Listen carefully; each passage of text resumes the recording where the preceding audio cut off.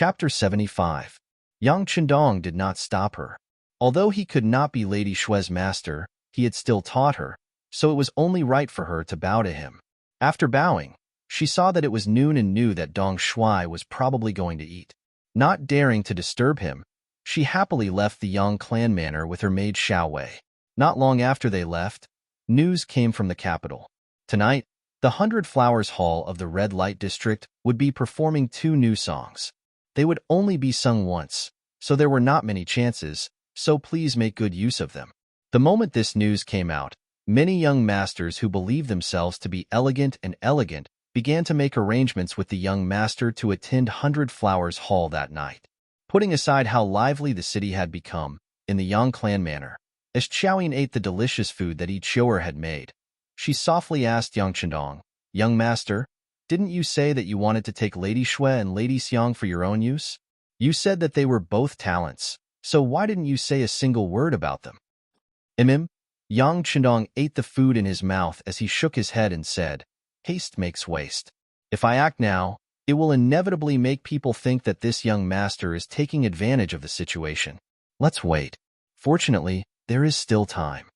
Yang Chendong naturally had his own plans. Not saying it now did not mean that he would not say it in the future. It was just that the time was not right. He understood the principle of more haste, less speed. Although with his current status, it was not impossible for him to forcefully take her away. However, if he did so, it would inevitably give others a reason to criticize him. He was afraid that his reputation of bullying women would be tarnished.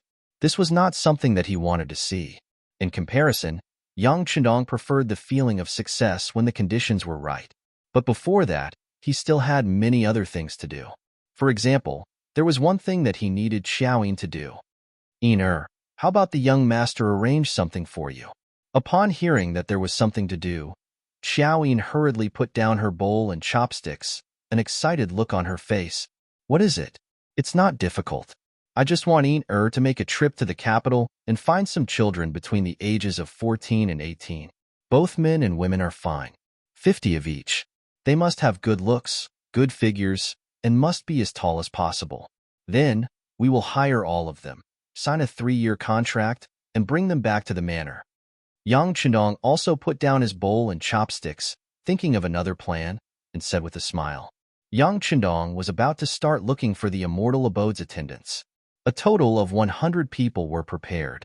Among them, the men were waiters, all wearing black jackets. The women were waitresses, all wearing black cheongsams. This was the uniform that was put on. This would give you a very shocking first impression. However, it wasn't enough for them to merely be dressed in the same way. They also needed to be consistent in their pace and actions.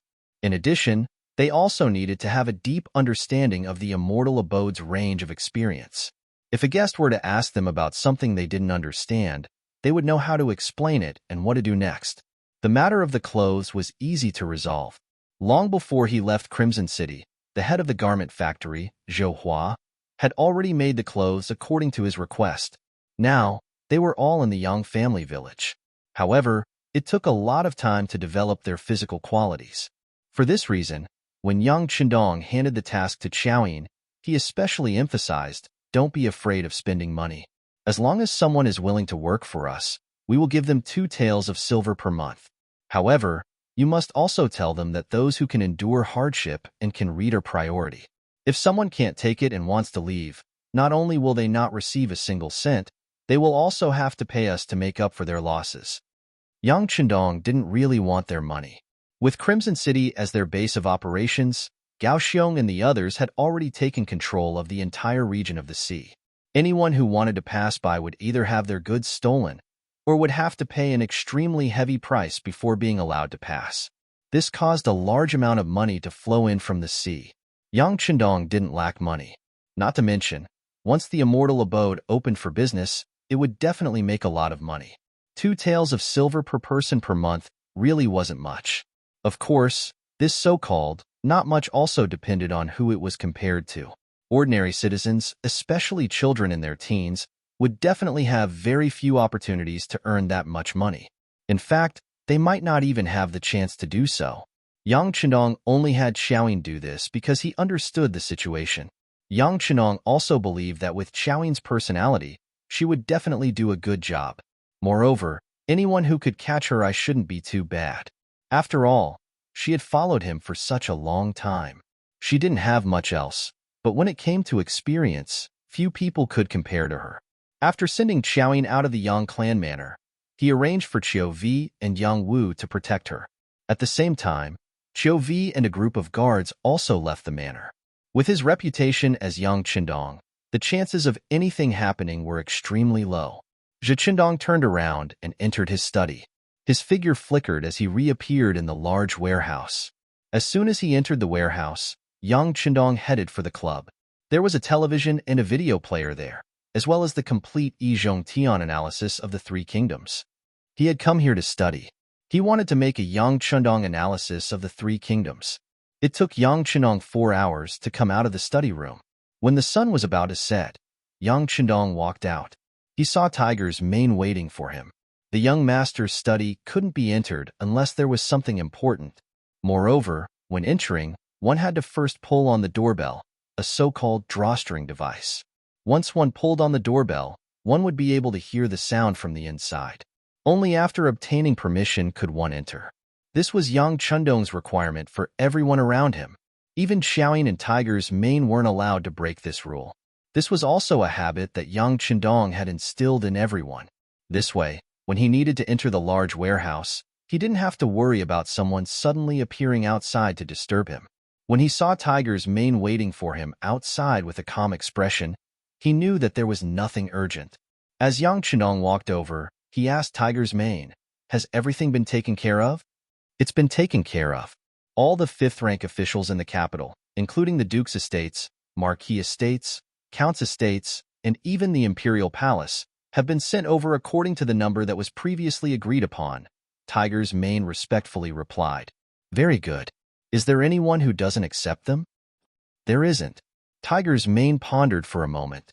Indeed, there wasn't any news of anyone confiscating toilet paper. Thus, he nodded affirmatively and said, "They've all accepted them." Not bad. This answer was somewhat out of Yang Qindong's expectations. He originally thought that there would be independent people like Yu Qian who wouldn't accept gifts. He didn't expect them to accept all of them. It seemed like they thought that toilet paper wasn't worth much, which was why they accepted it so easily. Since that was the case, he would give them a heavy blow later on. He wanted them to understand that toilet paper wasn't a piece of white paper. It was an existence that was much more valuable than that. Do we have enough toilet paper in the warehouse? It's sufficient. It's definitely enough to deal with the capital. Also, Crimson City is speeding up. The first batch of goods is already on its way to the capital. Wang Zhen has also sent someone over to deliver the Eastern Faction Depot's pass token. It can guarantee that the goods will be able to pass through without any obstructions. Tiger's mane explained the matter of the Eastern Faction Depot's pass token. Upon hearing this, Yang Qindong chuckled and said, "That Wang Zhen is a smart person. He knows that it's hard to get anything back without any effort. This is good. It'll save us a lot of trouble." Yes. With the Eastern Faction Depot's pass, our goods will be safer along the way. It will also save us a lot of trouble. We can also save a lot of filial piety along the way, Tiger's mane said excitedly. No. Yang Qindong stretched out his index finger and said, "We still have to pay the necessary filial piety along the way. You must know that in many cases, a county official isn't as good as a local official. There's no need to make enemies and trouble just to save some money." Seeing how certain Yang Qindong was, Tiger's mane's expression turned cold and he said, "Yes, Tiger's mane will remember it. I'll instruct them later. By the way, young Master 4 sent an invitation. He said that there will be a new song at 100 Flowers Hall tonight. He invited young Master 4 to go with him." "No need. I still have to make all kinds of drinks with the cook, each hour, tonight. I won't be going to 100 Flowers Hall. But you have to send someone to keep an eye on the situation there and report back to this young Master 4. Yang Qindong shook his head. Although he also wanted to see Madame Snow's elegance, there were too many things that he needed to do. He had to do everything himself. When things were on the right track, he could relax a little. "Yes," Tiger's mane replied and went to arrange things. Yang Qindong strode toward the kitchen in the backyard. Xiaoyin hadn't returned yet, so he seized the time to go to the kitchen. Otherwise, when she came back, it was inevitable that she would warn him to stay away from the kitchen. The red light district of the capital. At this moment, 100 Flowers Hall was packed with people. Even though there was still an hour before the start of the competition, the place was already filled with people. For example, Su Chengzong, Zhang De, Wang Si, and the others who had appeared at the Nine Arts workshop yesterday were also here. Furthermore, they were seated closer to the stage. They were all regulars of Nine Arts workshop and had a rather special status there. But after listening to Yang Qindong's 3 new songs yesterday, their attitudes had changed. They had naturally lost interest in the songs that they had heard countless times before. Hearing that there was a new song in the 100 Flowers Hall, and that it was sent back by Madame Shui after she went to the Yangjia village during the day, how could she hold back? She immediately ordered the servants at home to book a table here. They weren't the only ones. The news of Nine Arts Workshop's new song had already spread throughout the capital. It was said that this matter had even been called to the morning court. Even the emperor knew of this matter. Once this matter was hyped up, everyone naturally knew about it. Countless people naturally came because of the fame, and for a moment, 100 Flowers Hall was packed to the brim. Chapter 76. Not only that, some round tables, which could only seat 4 or 5 people, were now filled with 7 or 8 people. Although it was a little crowded, it proved that there was a lively scene here. Mu Lily, the procuress, was a famous courtesan in the capital when she was young. Now she was in charge of the business of Baihua Hall. Although she was less than 30 years old, she was still very charming. When she saw the scene today, she couldn't stop smiling. Well, let's get busy. Don't neglect the guests. This is a good opportunity for our Baihua Hall to become famous.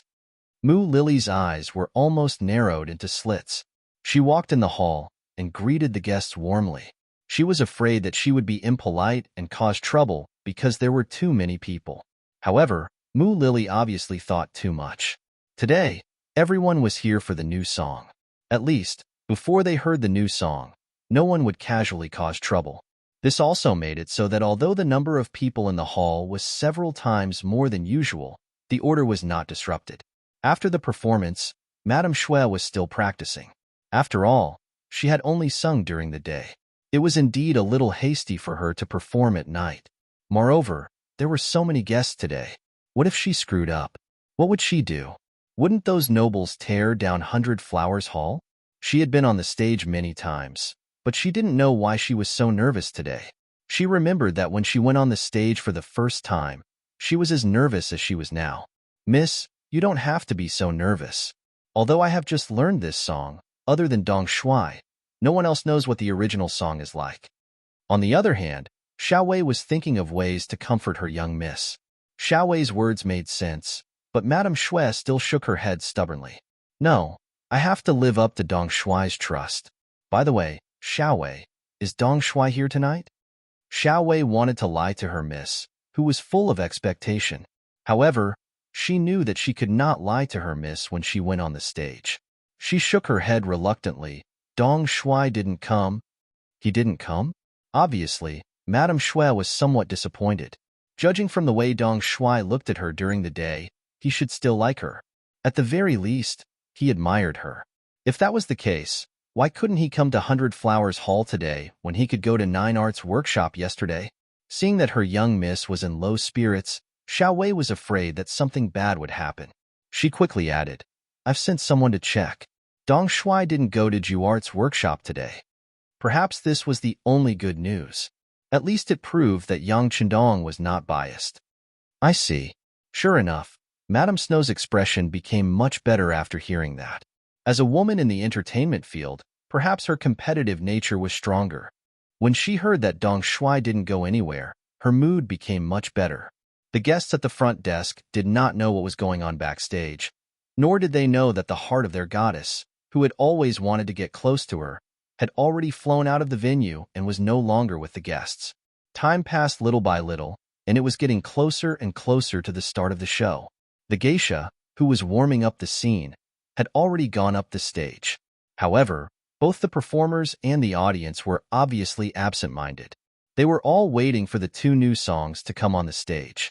Finally, Madame Snow, who was dressed in white, went up the stage accompanied by her maid, Xiao Wei-er, accompanied by a burst of enthusiastic applause. Of course, no one knew whether it was a farewell applause. Lady Shue's clothes were as white as snow, and her skin was white and tender. Her skin was as clean as a baby's. Coupled with her graceful figure, she received a wave of applause as soon as she stepped onto the stage. The applause went on for a long time until Madame Snow sat down on the guzheng. At that moment, the whole venue became very quiet. In the silence, under the eager eyes of the audience, the sound of the guzheng rang softly, accompanied by Madame Snow's pleasant monologue. A long time ago, there was a firearms camp. Song Laosan and his family lived next to it. They had nothing to do. The monologue was to let more people know the story so that they could understand the main idea of the song. It was also specially requested by Yang Chandong.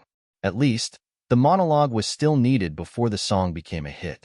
When people became familiar with the song, the monologue could be skipped at any time. The monologue made people's expressions change again and again. From the monologue, they seemed to have seen the tragic ending of the young couple who loved each other. In the corner of the hall, a handsome scholar with a white face was listening to the monologue with tears in his eyes. Beside her, there was a handsome attendant accompanying her. However, she seemed to have forgotten her role, which was to look after the young master.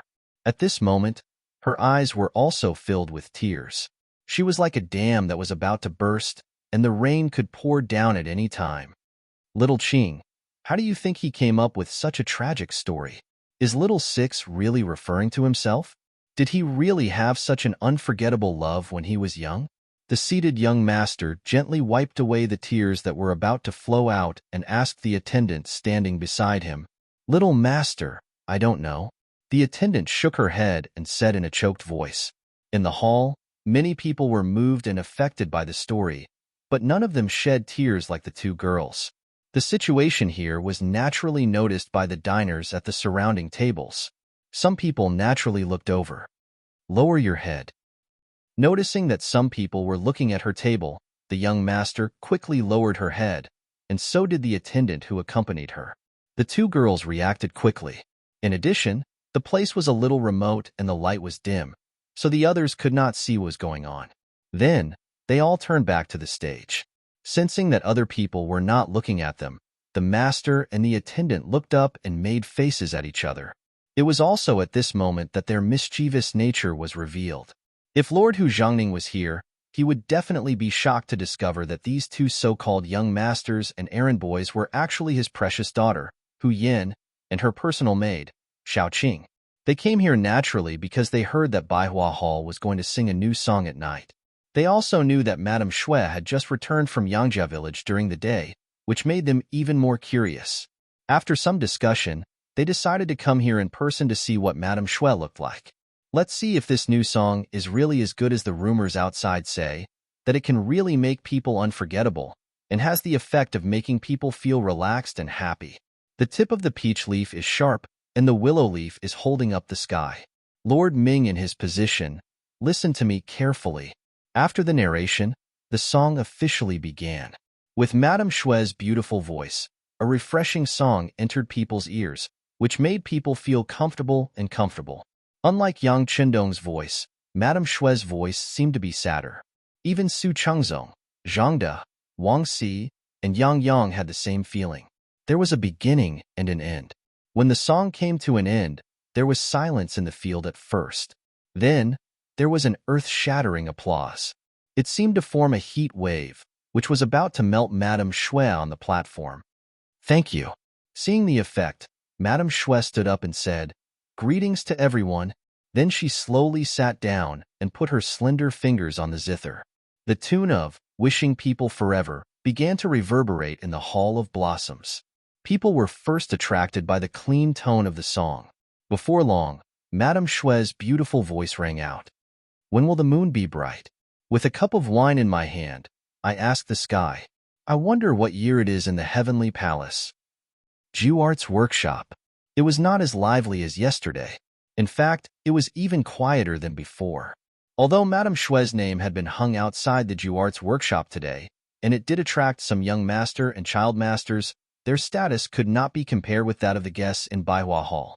On the stage, Madame Shui just sang 2 old songs and then left with a sad face. As soon as she went backstage, Cui Naer, the procuress, came up to her and said, "Sister Hanxiang, it's all my fault. I shouldn't have stopped you from going to Dong Shui yesterday." "No, Sister Cui, it's not your fault. I thought too much. I've decided to go to Yang Village tomorrow. No matter what, I'll ask Dong Shui to teach me 2 songs." Madame Shui looked very determined and confident. She regretted it when she learned that Madame Shui had gone to Yang Village during the day. Then the news came out that Madame Snow had learned 2 new songs and had gotten Dong Shui's permission to sing them in public for the first time in the 100 Flowers Hall that night. She regretted it even more. Yang Chendong was the first to come to Juart's workshop, so she had the advantage. However, she did not seize the opportunity and gave all the benefits to others. How could Madame Shui, who still had the title of courtesan, accept this? Whether it was to fight back or for the future business of Juart's workshop, she needed to see Dong Shui again. She wanted to humbly ask for advice and restore her prestige. The curfew was about to start. A large number of people in Baihua Hall began to leave and go their separate ways. In the crowd, 2 young masters, Hu Yin and Little Qing, who were dressed as young masters, were hurriedly walking in the direction of the Hu mansion. They had come out in disguise this time. If their grandfather, father, and mother found out, it would be a scandal. The dignified young mistress of the Hu family went to the red light district and went to Baihua Hall to listen to songs. Once such a shocking matter was spread out, the Hu family would definitely be criticized for not having a good upbringing. Even if Hu Yin could find a suitable marriage, it would be hard to say. Chapter 77. The 2 of them ran all the way before the curfew. When they arrived at the small alley in front of the back door of the Hu estate, Hu Yin supported herself against the wall and panted as she spoke to her maidservant Xiao Qing, who also looked as if she had fallen apart. "Let's rest for a while before entering the estate. Otherwise, if father sees us, we will be in big trouble." "What are you afraid of me seeing you?" A deep male voice rang out beside her. It wasn't loud, but it sounded like a clap of thunder in Hu Yan's ears. Ghost." As soon as she heard someone else's voice, the servant girl Xiaoqing screamed instinctively and then hid behind Miss Hu Yan. "Xiaoqing, what are you doing?" "I can't tell. That's my father's voice." However, Hu Yan was still able to keep her composure. This was mainly because she had heard that voice for so many years and was already very familiar with it. Hu Yan grabbed the panicked Xiaoqing and lowered her head as if she had done something wrong. "Father, I'm just bored at home, so I went out for a stroll." "Stroll? Gaoshang, you tell me?" His voice suddenly became more severe, and 2 figures flashed out of the alley. It was Hu Zhongning and one of his subordinates, Gao Shang, one of the 2 people who had been taught a lesson by Beta Persei in the Jin Estate's Yang family mansion. "Yes, sir." In the afternoon, Xiao Qing found Lieutenant Sun Shuang, the other person who had been beaten by Beta Persei, and asked him to book a table at 100 Flowers Hall. Enough. Without waiting for Gao Shang to continue, Hu Yin had already interrupted him. Since her father had even investigated this, there was no point in explaining anything. "Father, I was just curious about what the 2 new songs were like. So you dare to go to 100 Flowers Hall? Do you know what kind of place that is? Do you know what will happen if your identity is exposed, or if you meet a lecher? Do you know?" Hu Zhongning was obviously very angry and scolded Hu Yin for a long time in one breath. In the end, Hu Zhongning, who had been criticizing Hu Yin for a long time, made the final decision. Hu Yin did not abide by the rules. She will be grounded for a month. Maid Xiaoqing didn't do what a maid should do. She didn't take good care of her master. She was punished with half a year's salary and 2 beatings. Gao Shang sent someone to carry out the punishment. Lieutenant Sun Shuang is reckless. His salary will be deducted for half a year, and he will also be punished with 10 planks. Hu Zhongning angrily turned around and left, leaving behind Hu Yin with an incredulous look on her face. "Father, you can punish me however you want, but don't hit Xiaoqing. It's too painful to hit her with 2 strokes of the paddle." Ignoring his daughter, Hu Zhongning walked faster and faster, as if he would change his mind if he slowed down a little. Unable to call out to her father, Hu Yin had no choice but to look at Gao Sheng for help. Lieutenant Gao, can you write down little Qing's 2 paddles first? I will go and plead with my father, okay? No, we have to carry out my lord's orders. Gao Sheng shook his head. This time, Hu Zhongning was truly angry. Even Lieutenant Sun Chuang had to be punished with 10 planks. If he dared to disobey orders and not hit Shao Qing, then he would be the one to be hit. Yang Chendong didn't know that Hu Yin had disguised herself as a man and gone to the 100 Flowers Hall to listen to a new song, only to be caught red-handed by Lord Hu Zhongning and put under house arrest. He was currently in the kitchen with Ichioer, experimenting with various drinks in preparation for the opening of the immortal abode. What he didn't know was that on this very night, Gao Xiong's naval and land forces launched a joint operation to seize Flag Mountain. In the early years of the Ming dynasty, the old prince of Zhongshan, Shangbaji, conquered Shannon. Together with Shanbei and Zhongshan, they formed the unified Ryukyu Kingdom, the first Shang dynasty. This was also the golden age of the Ryukyu Kingdom. Its commerce was highly developed, and it traded with the Ming dynasty, Korea, Southeast Asia, and Japan. However, all of this had just begun when it was forced to stop because of Yang Chendong. Gao Xiong led a powerful navy to harass and surround the Ryukyu Islands. This caused the Ryukyu Kingdom to suffer great losses. Its maritime trade was hindered, and it became a closed country. Qiqian City was occupied, and the sea routes were sealed. This caused the 6th-generation king to die of anger, and the successor was the 7th-generation king, Shangde, who was still underage. Shangde was only 12 years old. Because of his father's early death, he took over the throne. However, even though he was the king of a territory, he still couldn't change the current situation of the Ryukyu Islands. He had sent out ships to break out of the encirclement and inform the outside world of the situation. However, without exception, all of the ships he sent were sunk as soon as they left the harbor. It had to be said that the Ryukyu Kingdom was also plagued with misfortune. It had only been less than 20 years since the first prince of Zhongshan, Baji, had taken over, and several kings had died. They had either died of illness or met with mishaps while out at sea. Now, all of the burden had fallen on the young Shangde's shoulders. How could he not be worried? After trying all sorts of methods, he finally decided to stay put and wait for reinforcements. Perhaps after a while, someone would discover that something was wrong with the Ryukyu Islands, and they would send people to investigate. Shangde still held onto a sliver of hope, but Gao Xiong couldn't wait any longer. Before Yang Chendong left Qiqian City, he had told him that once the population was sufficient, he had to think about expansion. The first thing he had to do was to take over the entire Ryukyu Kingdom and occupy the entire island. Now, every few days, there would be ships going back and forth between the Black Dock and Qiqian City. The people on those ships were all Han people of the Great Ming Dynasty. They had all been secretly obtained by Lung Song during Deng Maoqi's uprising. Lung Song completely obeyed Yang Chendong's orders. He plundered everyone he saw and robbed everything he saw. Qiqian City, which originally had a low population base, began to rapidly expand. Although he didn't see any danger yet, Gao Xiong still remembered what the 6th young master had said: if a man doesn't think far ahead, he will definitely have immediate worries. For this reason, he decided to attack Xishan, which was the closest to Qiqian City, in the southwest. Based on the principle of obtaining the greatest victory with the least casualties, Gao Xiong made a detailed pre-battle plan before he made his move. He gathered the 1st Company Commander 1st Lieutenant Xiaofeng and 3rd Company 1st Lieutenant Chang Tingshan at home and came up with a plan to attack Xishan from both inside and outside. At the beginning of the 9th month of the 13th year of the Great Ming Dynasty, when Yang Chendong had just arrived in the capital and was still stirring up trouble, Gao Xiong started his operation. That night, the wind was strong. Especially for an island like Ryukyu, the wind was even stronger at night. The flag on the city wall of Qishan swayed vigorously, and the flagpole seemed as though it would break at any moment. On such a night, it was rare for anyone to come out. It was the same even on the city wall. The few soldiers of the Shang dynasty who were in charge of night duty had already hidden in a small hut to rest. In the small hut, 20 soldiers were all squeezed together. This made Captain Li Luan unhappy. If everyone is here to rest, who will be guarding the city wall? What if those pirates attack us?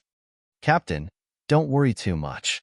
With such a strong sea breeze, wouldn't they be blown away by the wind if they wanted to climb up the city wall, which is more than 30 feet tall? Besides, I don't think there's anything wrong with those pirates. Occasionally, when the weather is good, us brothers can see them. Those people on the other side are wearing good clothes, and all of them have oily faces. They must be eating well, unlike us, who are often in arrears with the military pay. The lives of the commoners will only be harder. One of the soldiers didn't seem to be afraid of Li Luan. After he complained, the other soldiers also started to talk. Although Li Luan was a little angry, he knew that his prestige wasn't enough to make these people shut up. Speaking of which, he was also angry. His wife and children didn't even have enough to eat, which made him, the captain, extremely dispirited. While everyone was sighing and complaining about how they were born in the wrong time, they didn't know that in such a strong sea breeze, Long Feng had already used the triangular anchor and other equipment to climb up the city wall, which was more than 30 feet tall. Such a city wall might seem very tall to others, but to the members of Long Feng who often had to climb it, it was just child's play. In less than half an incense's time, a row of 30 vanguard members had all arrived at the top of the city wall. The wind is so strong. Use your guns. Company Commander Xiao Feng, who followed the first batch of members up the city wall, decisively ordered the soldiers to put away their crossbows and switch to their Type 95 submachine guns when he heard the whistling wind. The 30 people's movements were uniform. In just a few seconds, they held their guns in their hands and performed a pre-battle inspection. When the first person raised his right thumb to indicate that the inspection was complete, the other 29 people did the same thing. Everything was done silently and swiftly. It was obvious that this wasn't the first time such a drill was conducted. Xiao Feng observed the performance of the Long Feng soldiers. He nodded slightly and made a gesture to disperse and surround them. The 30 soldiers immediately moved forward in a fan formation. During this period of time, no one made a single sound. In the dark night, they were like ghosts that appeared and disappeared unpredictably, approaching the small hut on the city tower that could be used as a residence. In the small house, the soldiers were still complaining. As the captain, Li Luan had long shut his mouth and narrowed his eyes. If he had the time to argue, he might as well take a rest. This way, he could eat less tomorrow morning and bring more food back for his children. Sigh, I really don't know when these days will end. Thinking about the current situation, Li Luan, who was sighing in his heart, suddenly heard a sound from the door. Then, he stood up with a jolt. He knew that the 20 soldiers in his squad were all in the small house. The only ones who could appear here at this time were either his superior had come to check on them or the enemy had ambushed them. Chapter 78. Li Luan's reaction wasn't slow, but the person's reaction was faster. Before Li Luan could pull out his sword, a black muzzle was already pointed at him. Not only that, there were several black muzzles that were pointed at his subordinates. Don't move. Those who surrender will be spared. Those who resist will be killed. A loud voice sounded. It was the voice of the company commander, Xiao Feng. As soon as he finished speaking, a gunshot rang out. One of the Shang dynasty's soldiers clutched his chest and fell to the ground with a look of unwillingness and shock. In his hand, he had already pulled out a long sword and was about to slash forward. One of the Long Feng soldiers felt the danger and killing intent. Without hesitation, he opened fire and ended the life of the enemy who wanted to resist. The sound of the gunshot was loud and clear in the room, but in the night wind, the sound could not travel far. With one person dead, the room became much quieter. Then, the captain, Li Luan, felt that his life was being threatened. He didn't want any of his brothers to die here, so he shouted anxiously, "Listen to me, don't move. Take out your weapons and throw them on the ground. I think that since these people said that they would be spared if they surrendered, they should be true to their words." "That's right. We will keep our promise. The prerequisite is that you guys have to listen to us too. If you guys have any ulterior motives, you will end up like that person." Xiao Feng looked at Li Luan's performance and nodded his head in satisfaction. However, in order to not cause any more problems, he couldn't help but threaten him. When the black muzzle was aimed at him again, Li Luan felt his body tense up. He clearly saw the scene just now. This black metal thing could easily take a person's life. Not wanting to die, he hurriedly threw his sword and scabbard on the ground. At the same time, he covered his head with both hands and squatted down. With Li Luan taking the lead, the other 18 brothers followed suit and threw down their weapons, crouching on the ground with their hands on their heads. Very good, Xiao Feng praised, then gestured to Long Feng, who was at the side. A few of them took out ropes from their backpacks and tied up all 19 of them, including Li Luan. Just as he was done, the door opened again. A soldier in camouflage uniform walked in. He stood straight and saluted. Sir, the city gate has been opened by our brothers hiding in the city. 2nd platoon, 3rd platoon, 3rd company, and 1,000 auxiliary soldiers have entered the city. Company Commander Tingshan, may I ask if we can besiege the barracks in the city? Yes, everything is going according to plan. Also, tell the brothers that the auxiliary troops are not to participate in the battle. Go and maintain order in the city. As long as the civilians do not cause trouble and stay in their homes, they are not to be harmed. Most of the people in the city are Han. Xiao Feng replied with a military salute. Yes. The soldier who responded with a military salute turned around to pass down the order. Xiao Feng also prepared to bring people to carry out the battle plan. At this moment, Li Luan, who was squatting on the ground, spoke. Sir, are you the pirates on the other side? What? Do you have any questions? Xiao Feng turned around and asked, a sharp look flashing in his eyes. Naturally, he did not like the word pirate. It was only because the 6th young master said that it was not good to expose their strength. Thus, they had no choice but to call themselves pirates. Feeling that Xiao Feng's gaze could kill, Li Luan instinctively lowered his head and avoided it. Then, he said in a small voice, if you can really not harm the civilians in the city, I am willing to be your guide. There are many of my brothers in the barracks. I think I can help persuade them. Li Luan volunteered himself for 2 reasons. Firstly, he had long lost confidence in the number 1 Shang dynasty. Even the soldiers did not have enough to eat, let alone the common people. Secondly, the weakness of the Shang dynasty made them feel extremely aggrieved. After being surrounded and forbidden from entering the sea, and not being able to send out any ships, they had actually holed themselves up like turtles and refused to move. It was as if they couldn't think of any solution. Instead, they had placed all their hopes on the outside, praying that others would discover their tragic situation and that someone would come to their rescue. This was completely a lucky move. It was no different from spending 2 yuan and waiting for 5 million. The possibility of them being rescued was close to 0. Thirdly, he had just witnessed Long Feng's prowess. With 1 shot, one of his subordinates was killed. This should be the gun that Ming was talking about. However, from the looks of it, it seemed to be even more powerful than the gun in the legends. Faced with such a powerful weapon, what could the Shang dynasty use to fight them?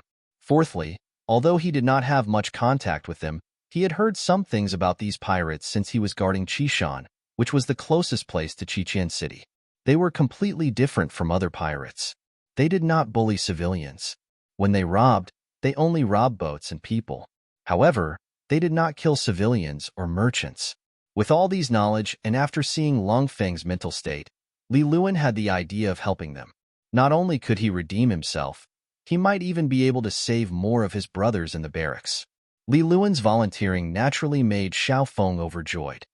All right, if you do this well, not only can you save more people from the flames of war, you can also save more lives. You can also be considered to have performed a meritorious deed. How about this? Untie him and bring him along with us. Li Luan regained his freedom. However, there were 2 Long Feng beside him, so that they could restrain him immediately if he made any strange movements. With Li Luan leading the way, the cold vanguard moved even faster. With the cover provided by the strong wind at night, when the 1st company and the 3rd company, a total of 200 cold vanguards, arrived at the entrance of Qishan military camp, the soldiers there were still not alerted at all. Rocket launcher team, get ready. Everyone, load your guns. If there's any resistance, kill. As soon as they arrived in front of the barracks, Xiao Feng and 3rd Company's Chang Tingshan looked at each other and gave out the order for the battle. In an instant, the 200 people completed their actions silently. Even in the dark, All the Long Feng's actions of checking their guns were still swift and perfect. All of this made Li Luan's jaw drop. He had been in the army since he was a teenager. He had seen many armies, including some elite ones, but this was the first time he had seen one as outstanding as the one before him. Were these people the celestial soldiers and celestial generals that were mentioned in the books? Why were their actions so uniform? Why didn't the 200 people make any extra noise? At this moment, Li Luan had a feeling that Qishan would definitely be taken down if they were to fight head-on. At the same time, he did not know why he felt his blood boiling. At this moment, he suddenly had the urge to join this army. Ready, the squad leaders reported softly. As the commander of this battle, Xiao Feng said to Li Luan beside him after seeing that the Lung Feng were ready, "It's up to you now. I can guarantee you that as long as you lay down your weapons and surrender, you can live. On the other hand, no matter what the reason is, if you dare to pick up your weapons and resist, you must die." Understood. Li Luan could tell that this army's combat power was extraordinary. He did not dare to bargain and immediately agreed. Then, an iron loudspeaker appeared in front of him. It was a round loudspeaker. Even without electricity, the loudspeaker could spread the sound better. Holding the loudspeaker, Li Luan's loud voice suddenly rang in the night. "Brothers in the camp, I'm Li Luan, the squad leader of the guards on the wall. You've been surrounded. Lay down your weapons and surrender, and you can live. We're all Hans. 500 years ago, we were one family. Don't be a feudal resistance." His shout was like a clap of thunder in the silent night. It exploded in the entire camp and caused an uproar. For a moment, there were all kinds of curses in the camp. Most of them were cursing to find their uniforms and weapons.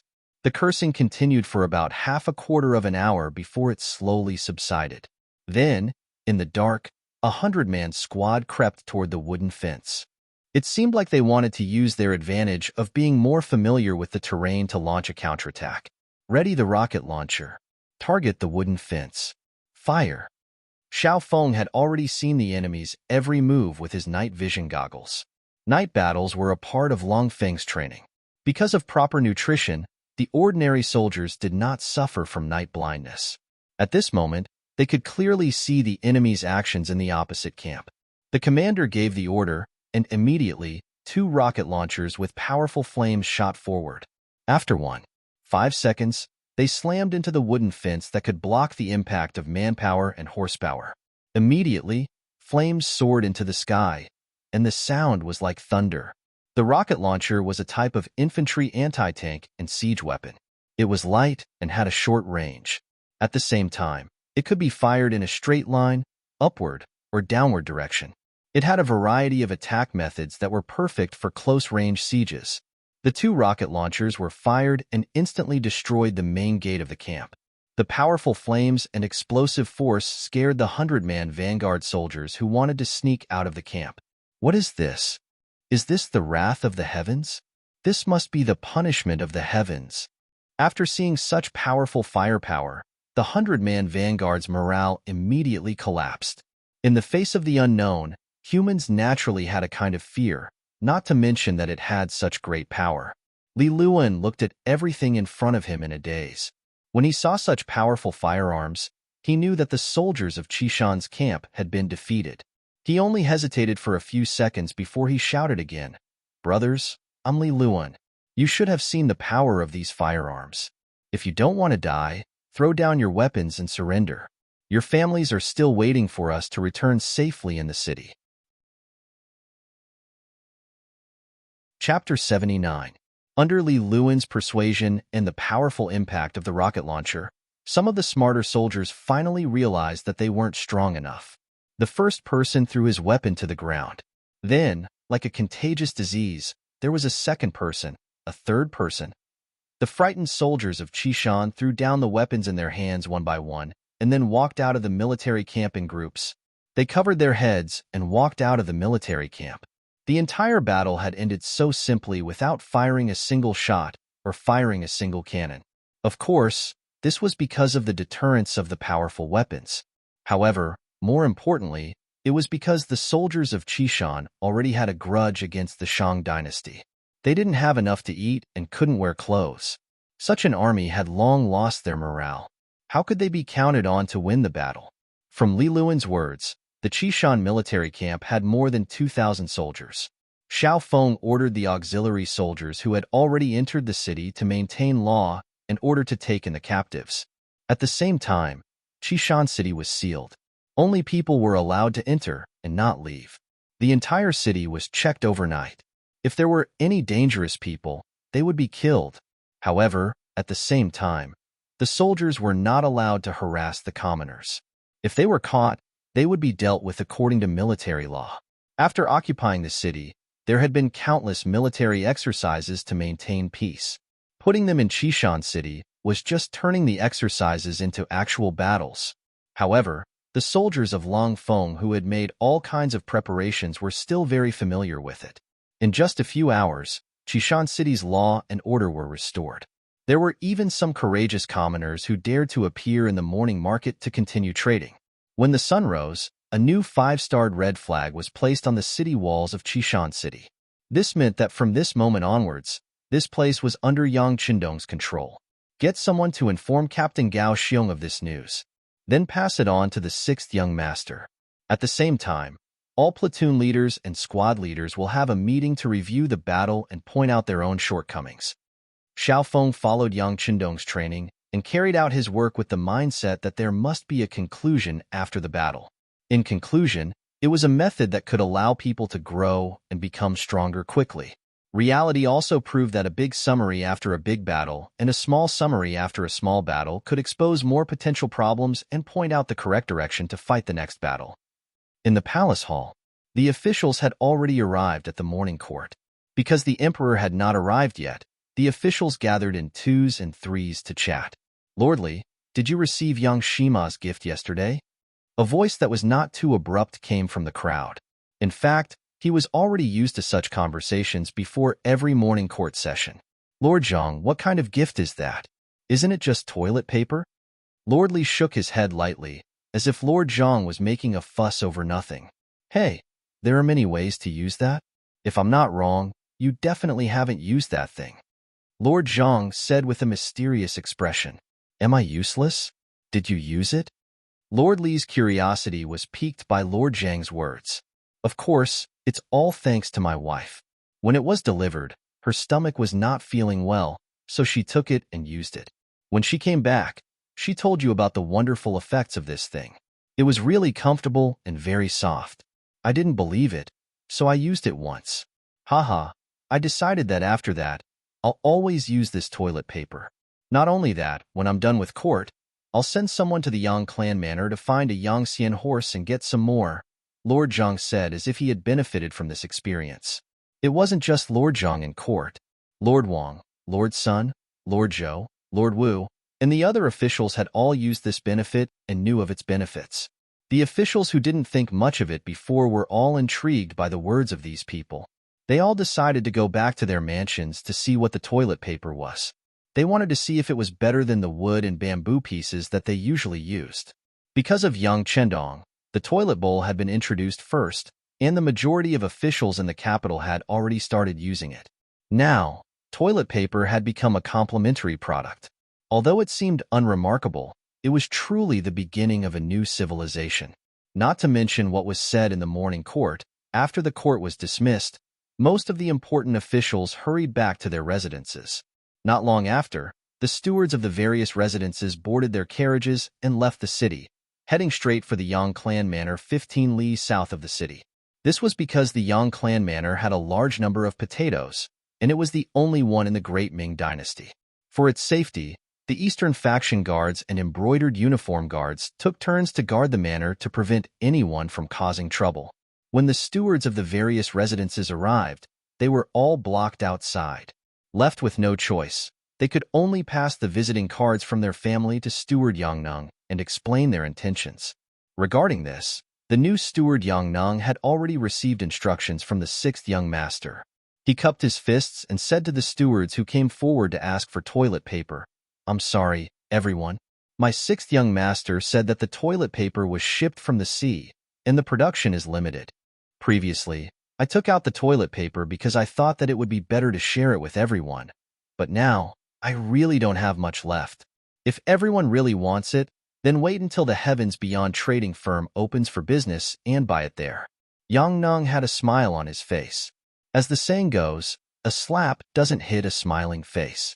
Since he had already said so, what else could the stewards do? They could only hurriedly return to their residences. Since they didn't have any new goods for a while, they would have to use the toilet paper that was delivered yesterday sparingly. Other than the first young master and first madam, everyone else could forget about using it.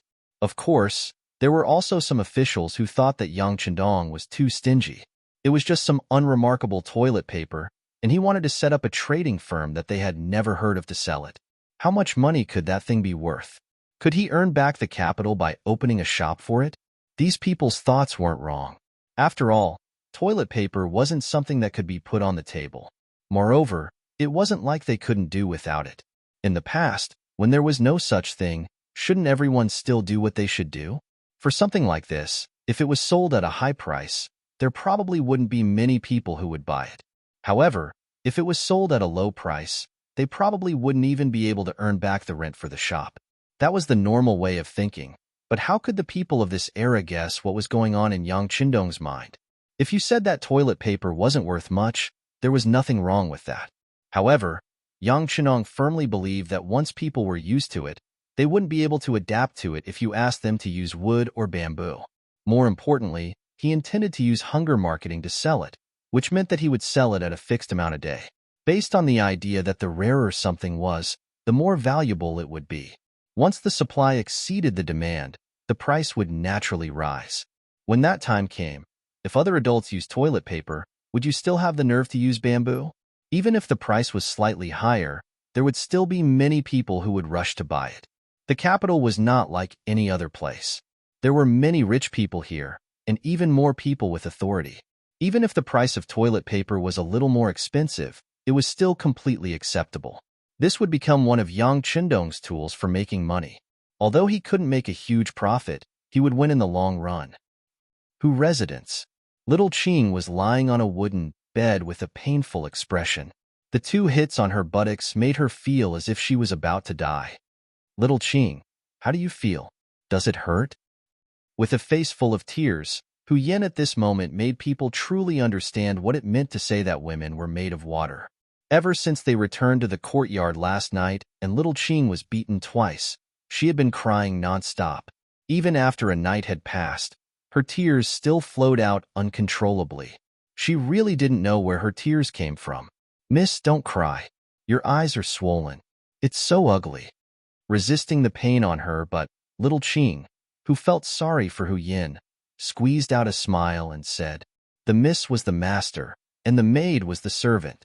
In this hierarchical feudal society, little Qing still dared to make fun of her miss like this. It could be seen that the relationship between the two was really good to a certain extent. I don't care. I don't care if it's ugly. I just want to cry. I want to cry for my father to see how hard he hit me. Hu Yin shook her head vigorously, looking very wronged.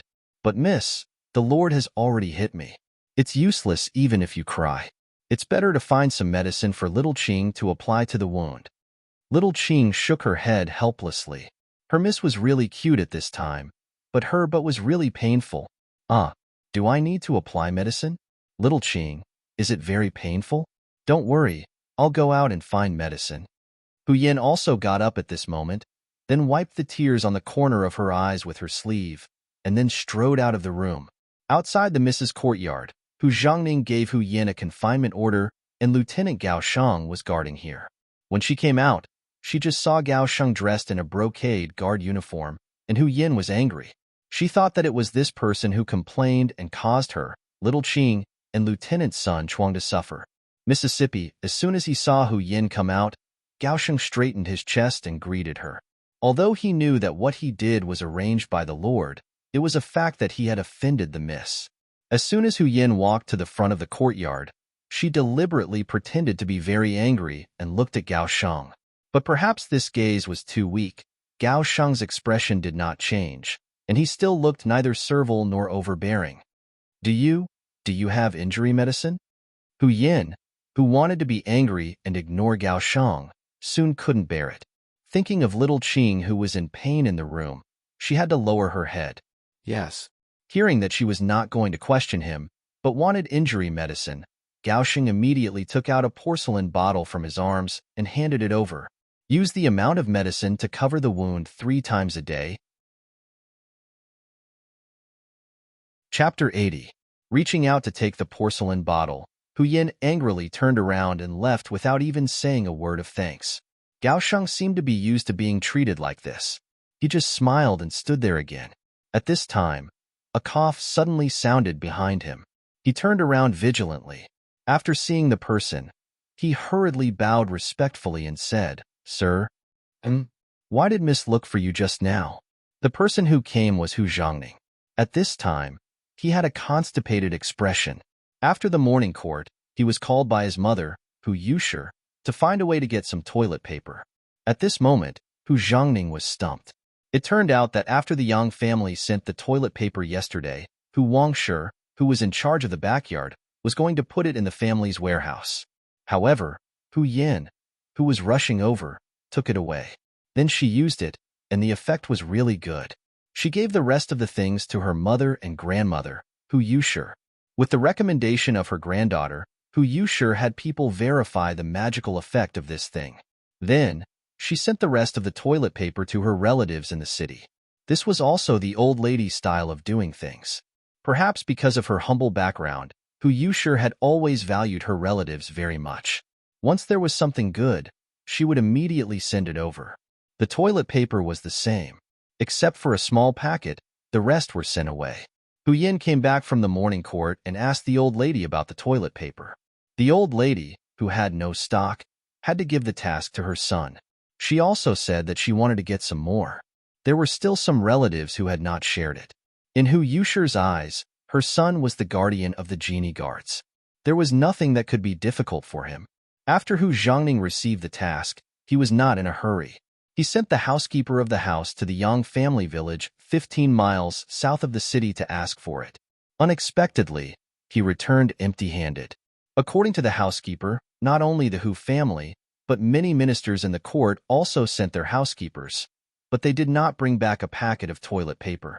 Hu Zhongning, who had already promised his mother, was a little anxious. Thinking that the toilet paper was given to the old lady by his daughter, she should have some stock in her hands. He had to bite the bullet and come to the door. If it was in the past, Hu Zhongning guaranteed that his daughter would agree to such a thing. The relationship between father and daughter had always been very good. But this time, he had no confidence in his heart. He had just punished the other party yesterday, so he wasn't very confident in speaking up now. Even though he wasn't sure, Hu Zhongning, who had always been extremely filial, still decided to give it a try. He couldn't let his mother down.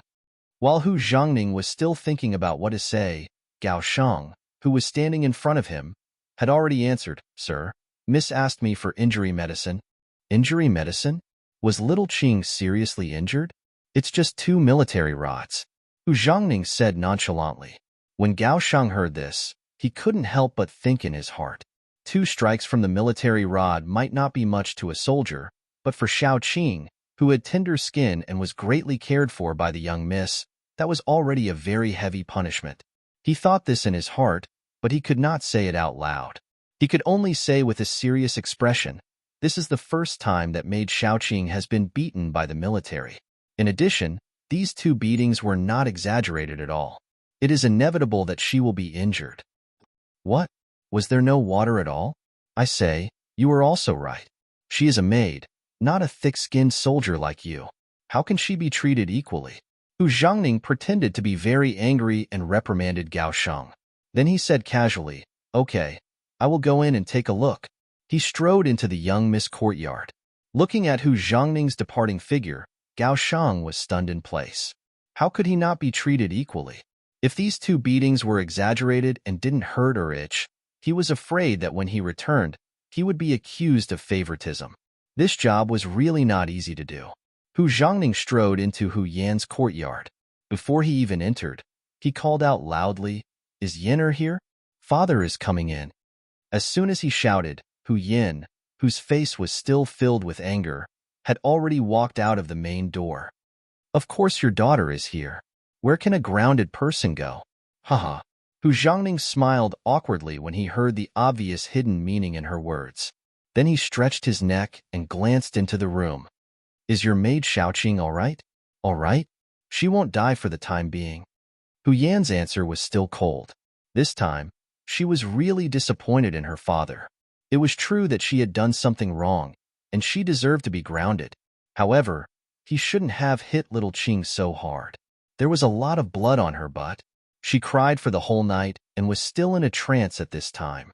As soon as he heard the words, won't die, Hu Zhangning knew that his daughter was still angry with him. But as a father, how could he simply apologize? Thinking that if he continued, there might be more sarcastic remarks waiting for him, he simply did not ask anymore. Instead, he asked straightforwardly, Yin father wants to ask you, do you still have the toilet paper that the Yang family sent yesterday?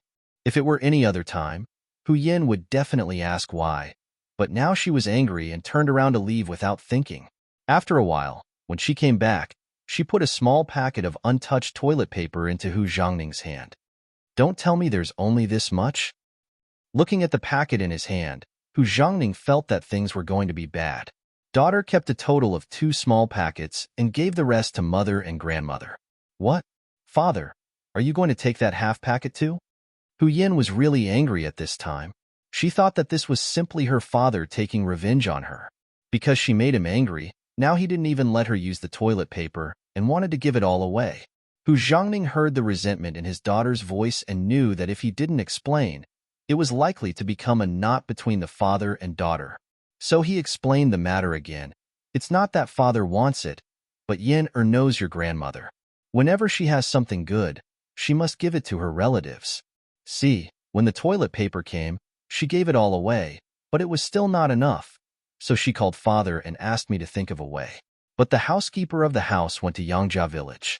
The housekeeper of the 6th young master said that the things were shipped from the sea and were not products of our great Ming dynasty.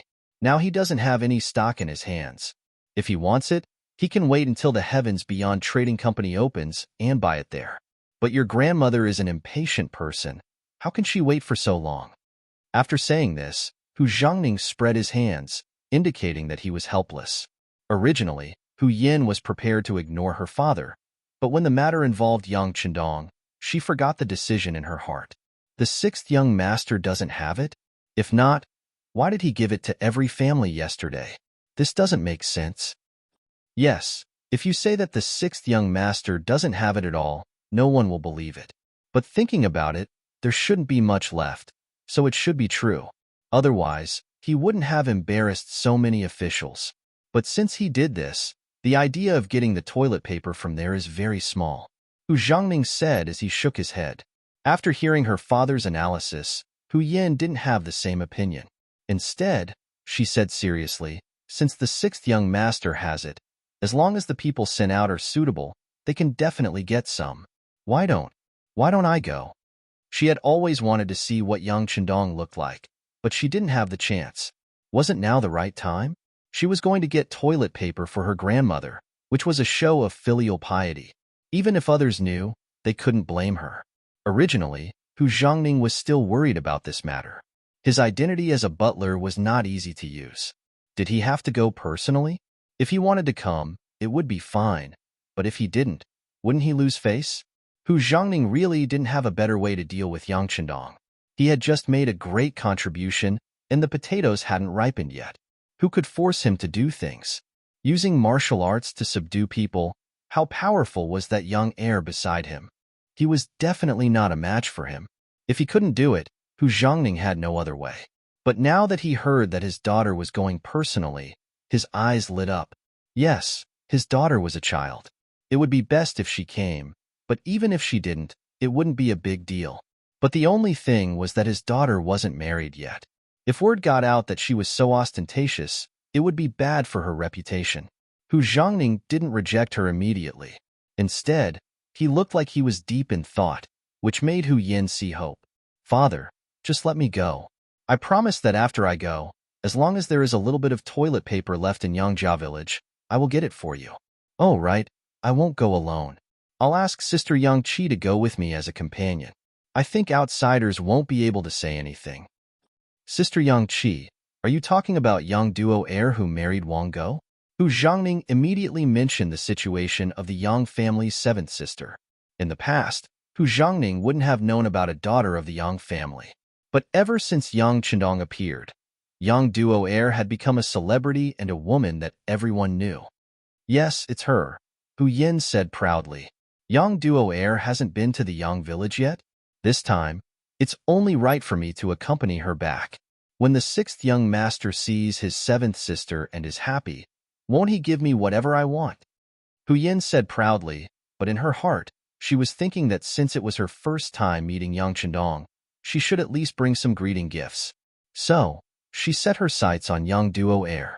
Hu Zhangning thought about the feasibility of this matter.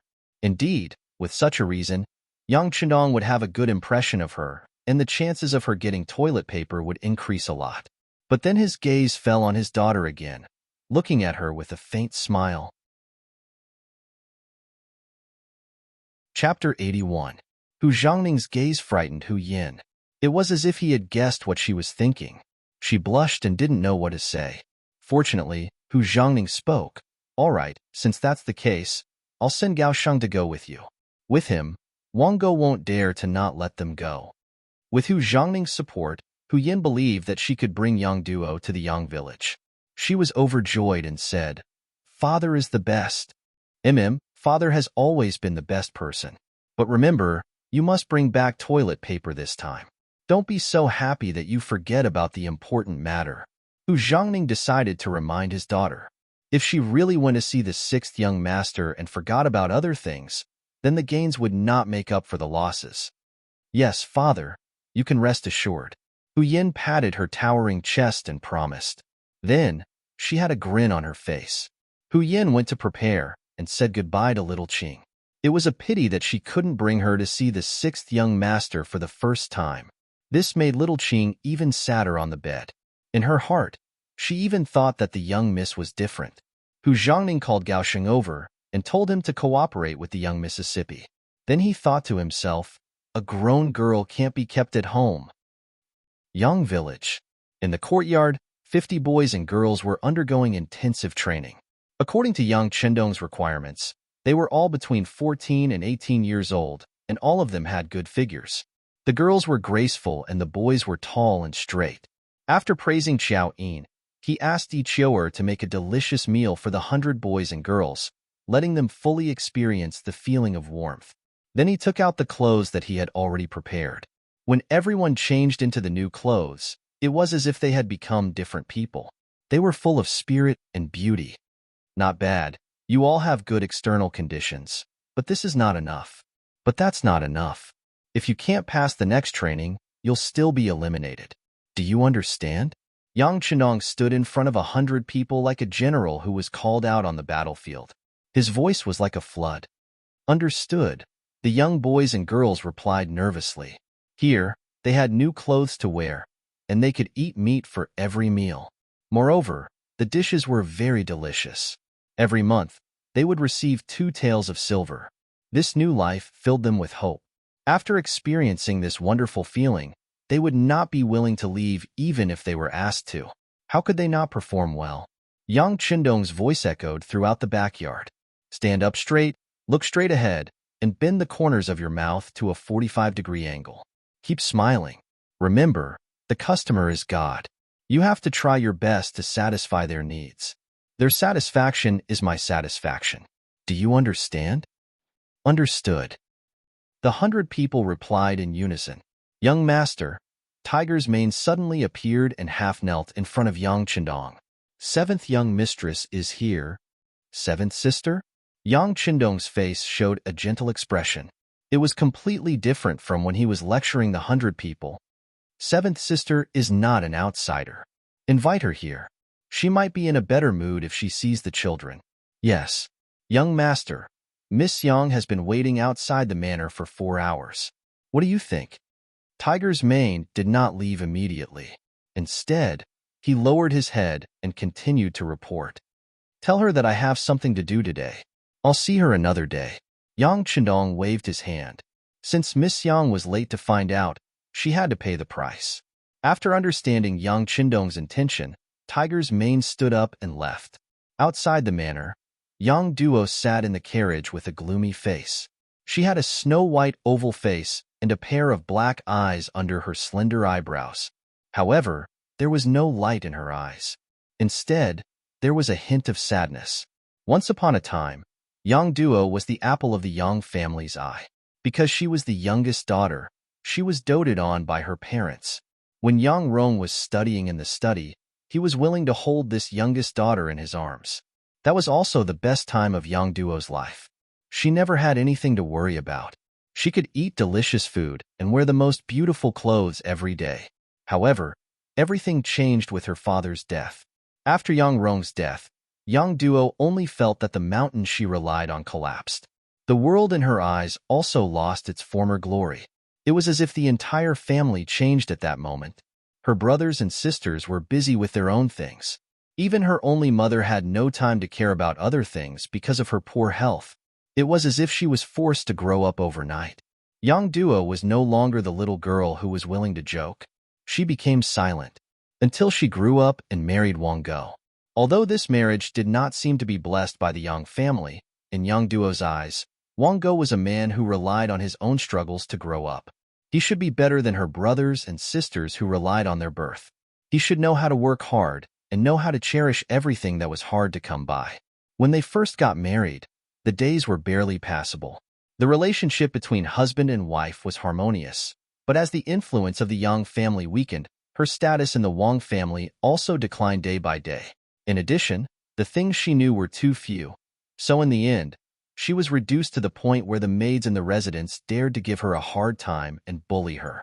At this moment, Yang Duo missed her father's wide embrace. However, she knew that everything was gone and could not be returned. In the most bitter days, Yang Duo even thought of dying. However, when she thought of how she would explain to her parents in the afterlife if she died like this, she could only force herself to live on. She hoped that one day, Wang Go would change his mind or someone in the Yang family could revive their glory. This was the sorrow of a woman in a feudal society. Everything had to rely on others. It was extremely difficult to rely on oneself to change anything. Fortunately, a life that should have been hopeless had a comprehensive change because of Yang Dong's unexpected arrival. That morning, the moment Yang Qindong kicked open the Wang family's door, Yang Duo's fate also changed. Her husband and mother-in-law being beaten made them start to face themselves again. At least in these few days, she slowly felt that her dignity was respected again. Although this respect was only on the surface, Yang Duo was still full of hope in her heart. Today, Hu Yan's sudden appearance, accompanied by the captain of the brocade guard, was to invite her back to the Yang family manor. In this regard, Wang Go did not dare to have the slightest objection. He even forced out a smile and said that if she wanted, she could stay at her maternal home for a few more days. Feeling that Wang Go was not concerned but afraid, Yang Duo's heart was filled with mixed feelings. What made her even more afraid was how to face her seventh brother. The person who would only follow behind her when they were young and whom she despised had finally grown up. Not only that, he seemed to be even more outstanding than her brothers.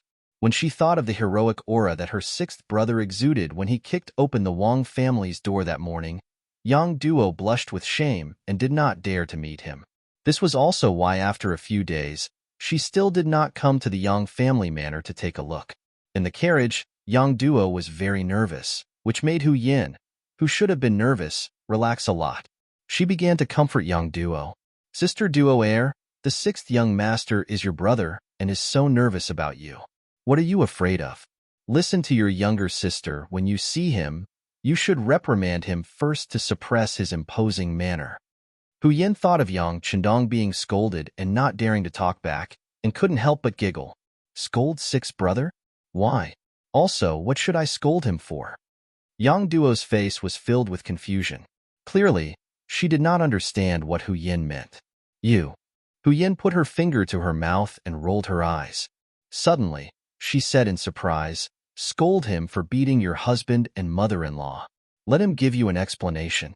In short, you have to shock him first and let him know how powerful you are. Hu Yan's idea made Yang Duo shake her head and say, I'm not powerful. Otherwise, I wouldn't have suffered such a big loss in the Wang family. Forget it. I'd better not scold sixth brother. He beat the imperial court officials for me. He took a great risk. Hu Yin slowly closed her mouth. She knew that it was impossible to see young Chendong suffer. Seventh young lady, the young master invites you in. Outside, Hu Meng arrived in front of the carriage. He signaled Yang Lu with his eyes, and Yang Lu replaced the original coachman. Gao Shang was also sent far away. Yang Lu then drove the carriage into the Yang clan manor. The East faction protector, who was standing nearby, saw that the carriage was driven by the Yang family servant, so he did not come up to check. After a few days of contact, the two sides had a tacit understanding. The East faction protector and the genie guard would not take the initiative to trouble the Yang family. The Yang family's servants also followed the rules. All the carriages that came here were checked by those people, except for the Yang family's carriages. In Yang Chendong's words, this was the Yang family manor. Did the Yang family need to check their own home? What was the reason? For this matter, the East faction protector also reported the matter to Wang Zhen, but the answer he got was that since the sixth young master said so, he would do as he said. The carriage smoothly drove into the Yang family manor.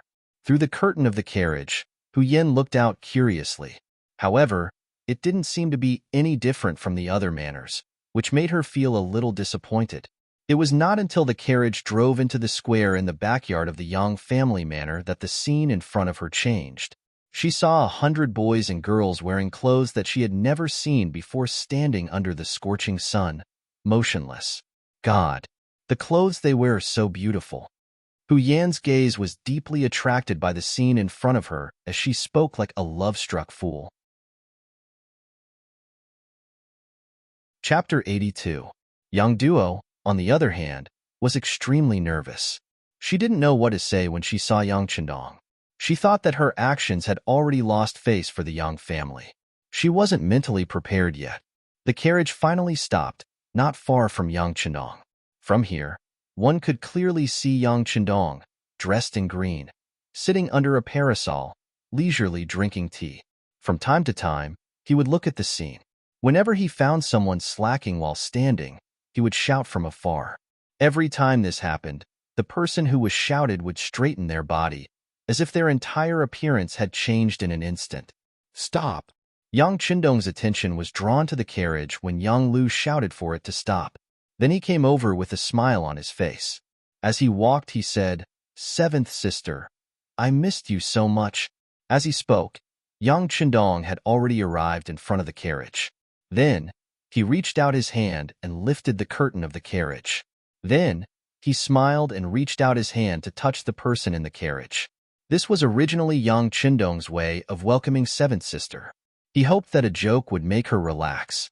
How could the meticulous sixth young master not know that seventh sister must have had a hard time in the Wang family all these years?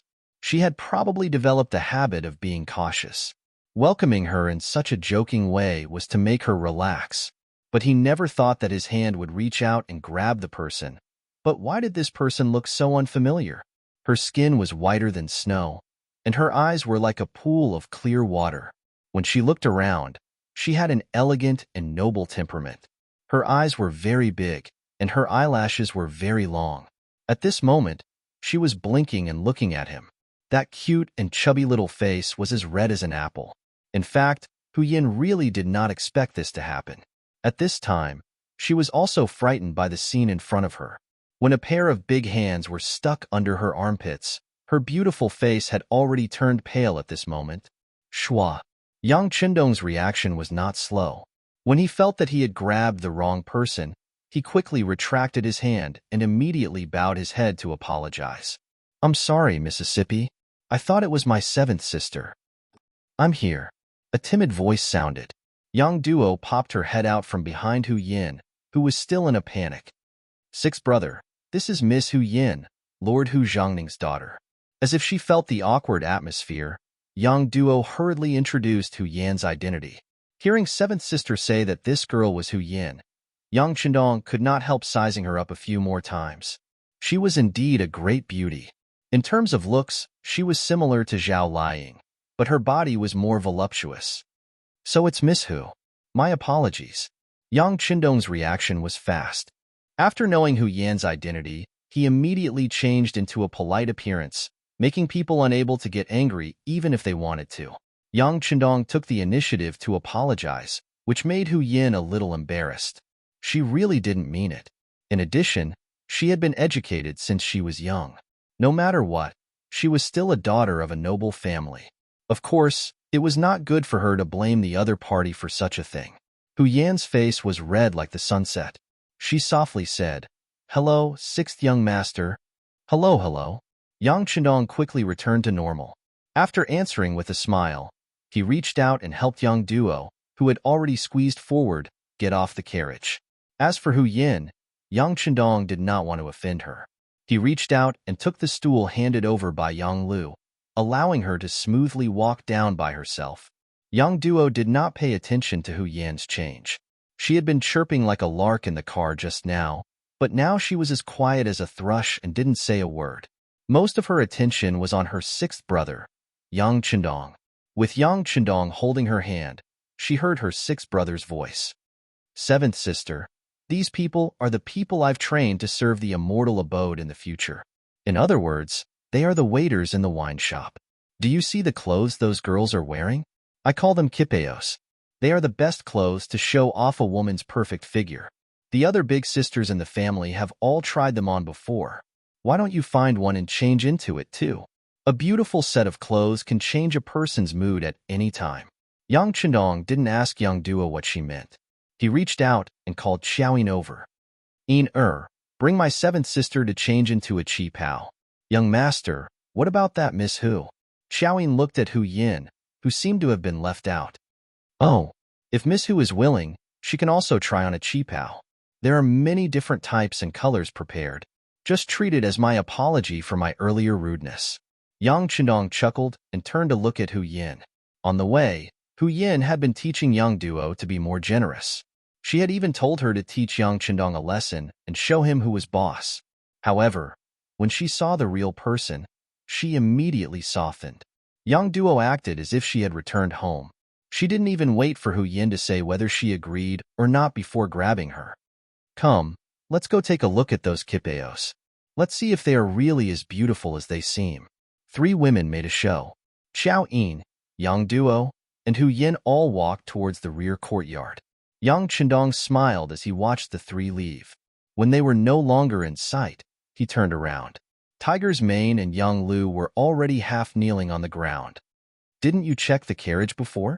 Clearly, Yang Qindong was reprimanding them for their earlier rudeness to Hu Yan.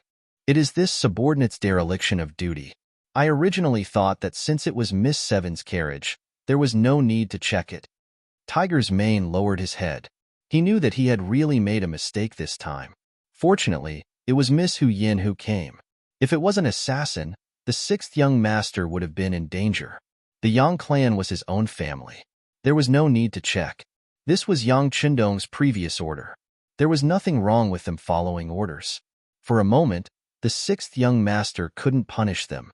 He could only shake his head and say, "Forget it. This won't happen again. In the future, we still have to check the carriage. At the very least, we can't let any bad people sneak in. Also, have you prepared the people I asked you to prepare to serve Miss Seven?" "They are ready. They are in the rear courtyard. I'll tell them to get ready immediately." Tiger's Mane knew that this matter was over. However, he definitely couldn't be so careless next time. "Good. Go and tell them to get ready." Yang Qindong nodded. Then, as if he had thought of something, he asked, "That's right. Do you know why Miss Hu Yan came here?" From the information he received from the security bureau, he already knew that Hu Yan was paying attention to him. Yang Qindong narcissistically thought that the other party probably had a good impression of him. However, even if she had a good impression of him, it was impossible for her to directly come to his door. At that time, girls weren't that open. This was especially true for young ladies of noble families. They were extremely reserved. "I don't know." Tiger's Mane shook his head. Although the Capital Security Bureau's capabilities were constantly increasing after investing a large amount of money, he still didn't know what had just happened to the Hu clan. "Forget it. Let's go." With the idea of taking things one step at a time, Yang Chendong had Tiger's mane and the others leave. As for himself, he returned to the large umbrella. His gaze fell on the 100 young men and women who were still practicing their stances in the distance. In the fitting room in the backyard, Xiao Yin and the other 2 women were currently seriously choosing the most suitable qipao for them. Among the 3, it wasn't Xiao Yin's first time in this room. She was also the first to choose. It was a set of sapphire blue qipao that represented purity. When paired with her petite face, it appeared very cute. Yang Duo chose a yellow qipao with golden edges. She was tall to begin with, so wearing it on her slim body made her look even more elegant. Hu Yin took the longest time to choose. In her eyes, it seemed that every one of them was very beautiful. In front of her were beautiful clothes that she had never seen before. In the end, she still chose a white qipao. This was a color that went with all kinds of colors. When worn, it gave off a pure and flawless color that didn't even have a speck of dust. In the fitting room, there were several mirrors that were said to be divine objects in the palace. It was very good for them to see their own style through these mirrors. Of course, these mirrors couldn't be leaked out yet. Xiaoyin also explained this point to the 2 women. Otherwise, the mirrors in the palace wouldn't seem so noble and mysterious. However, Xiaoyin also said that mirrors like these would be circulated in the market in the future. It was just that there wouldn't be a lot of them. In accordance with the principle of rare things being valuable, this would show off their nobility. As for the mirrors, the 2 women only looked at them curiously. If it was any other time, perhaps they would be attracted. However, right now, their attention was completely diverted by the qipao on their bodies. Right now, they were looking at themselves as if they had just met each other. In their minds, they never thought that one day they would be so beautiful. To say something narcissistic, at this moment, even they were attracted to themselves. All right. Seeing Hu Yin and Yang Duo spin in front of the mirrors who knew how many times, Xiaoyin smiled like a flower and said, "The ugly daughter-in-law will have to see her parents-in-law sooner or later. Let's let the young master take a look and let him give his opinion." The young master said that women wear beautiful clothes for others to see. As a man, his opinion will be more pertinent. Therefore, they have more authority and qualifications to judge. These words caused Hu Yin to immediately cover her mouth and chuckle. The Dong Shuai is really something. He clearly wants to take advantage of others, yet he still makes the reason sound so dignified. Oh, could it be that Miss Hu is afraid of letting the young master see your current appearance? As a woman, Xiaoyin had long felt that Hu Yin looked at the young master differently. However, she was already prepared to share the young master with others. Furthermore, with her status, she would be very happy if she could be a bed-warming maid in the future. Naturally, she didn't have the authority to be jealous of others. Chapter 83. Why would I be scared? Let's see then. Hu Yin seemed to be throwing a tantrum as she spoke, but she was probably the only one who knew what she was really thinking. She really wanted to see what kind of expression Yang Chendong would have when he saw her in this white qipao. In the backyard, the 100 young men and women had already switched to walking. A paper bowl was placed on top of each of their heads. In Yang Chendong's words, they had to keep the upper half of their bodies steady while walking. They absolutely couldn't allow their paper bowls to fall. If they did, they would be punished with standing for an extra hour and no meat for dinner. It wasn't a heavy punishment, but none of the 100 future employees of the immortal abode wanted to be punished. They didn't know if they would be disqualified if they were punished too many times. If that was the case, they would have to return to their old lives. They could only eat 2 meals a day, and they weren't even full. Here, they could eat 3 meals a day, and there was meat for every meal. They had new clothes to wear, and they even had a monthly salary. Originally, Yang Chendong was staring at the crowd and pointing out their mistakes. However, when 3 graceful figures suddenly appeared in his peripheral vision, Yang Chendong was completely unable to remain calm. In his line of sight, the 3 beauties were like fairies descending to the mortal world as they walked towards him one by one. This caused his heartbeat to accelerate, and his face began to heat up. Even his gaze became infatuated. Seeing Yang Chendong's dazed expression, the 3 girls couldn't help but feel amused. In the end, it was Xiao Yin, who was the closest to him, who slowly walked up and whispered into his ear, "Young master, you're almost drooling. Uh, oh. Young Chendong, who had lost his composure, hurriedly raised his hand to wipe his mouth. However, how could he wipe anything? Only then did he realize that Xiao Yin was teasing him. He couldn't help but awkwardly say, "Yin, you're being naughty again." Ha ha ha. When she saw that young Chendong really was wiping his mouth, Xiao Yin skipped away with a smile. This scene also caused Yang Duo and Hu Yin to cover their mouths and laugh. Humph. You actually dare to laugh at this young master? In order to punish you all, someone come and serve me with a brush. Yang Chendong saw that the three women were so beautiful, and each of them had an extraordinary temperament. It really felt like 100 flowers were blooming, and he had the idea of painting them as a memento. After Yang Chendong shouted, Tiger's mane had already turned around and disappeared. When he reappeared, he was holding a wooden frame in his hands. That was the so-called easel that the sixth young master had requested. Does Yang Chendong know how to draw? Naturally, the answer was yes. As an outstanding member of the Wolf's Fong external operations team, drawing was a skill that must be mastered. Among them, he was best at sketching. The so-called easel was prepared according to the standard of sketching. When the easel was placed there, Yang Chendong took out a hard pencil from the warehouse and had Xiao Yin stand in front of him. Then, he began to draw. After a few strokes, a rough outline appeared on the paper. This was the first time Xiao Yin had seen the young master draw. Out of absolute trust, she stood there without moving. On the other hand, Yang Duo and Hu Yin, who had nothing to do for the time being, came up to join in on the fun. When the two arrived in front of the easel and looked down, their originally playful expressions immediately turned into incomparable astonishment.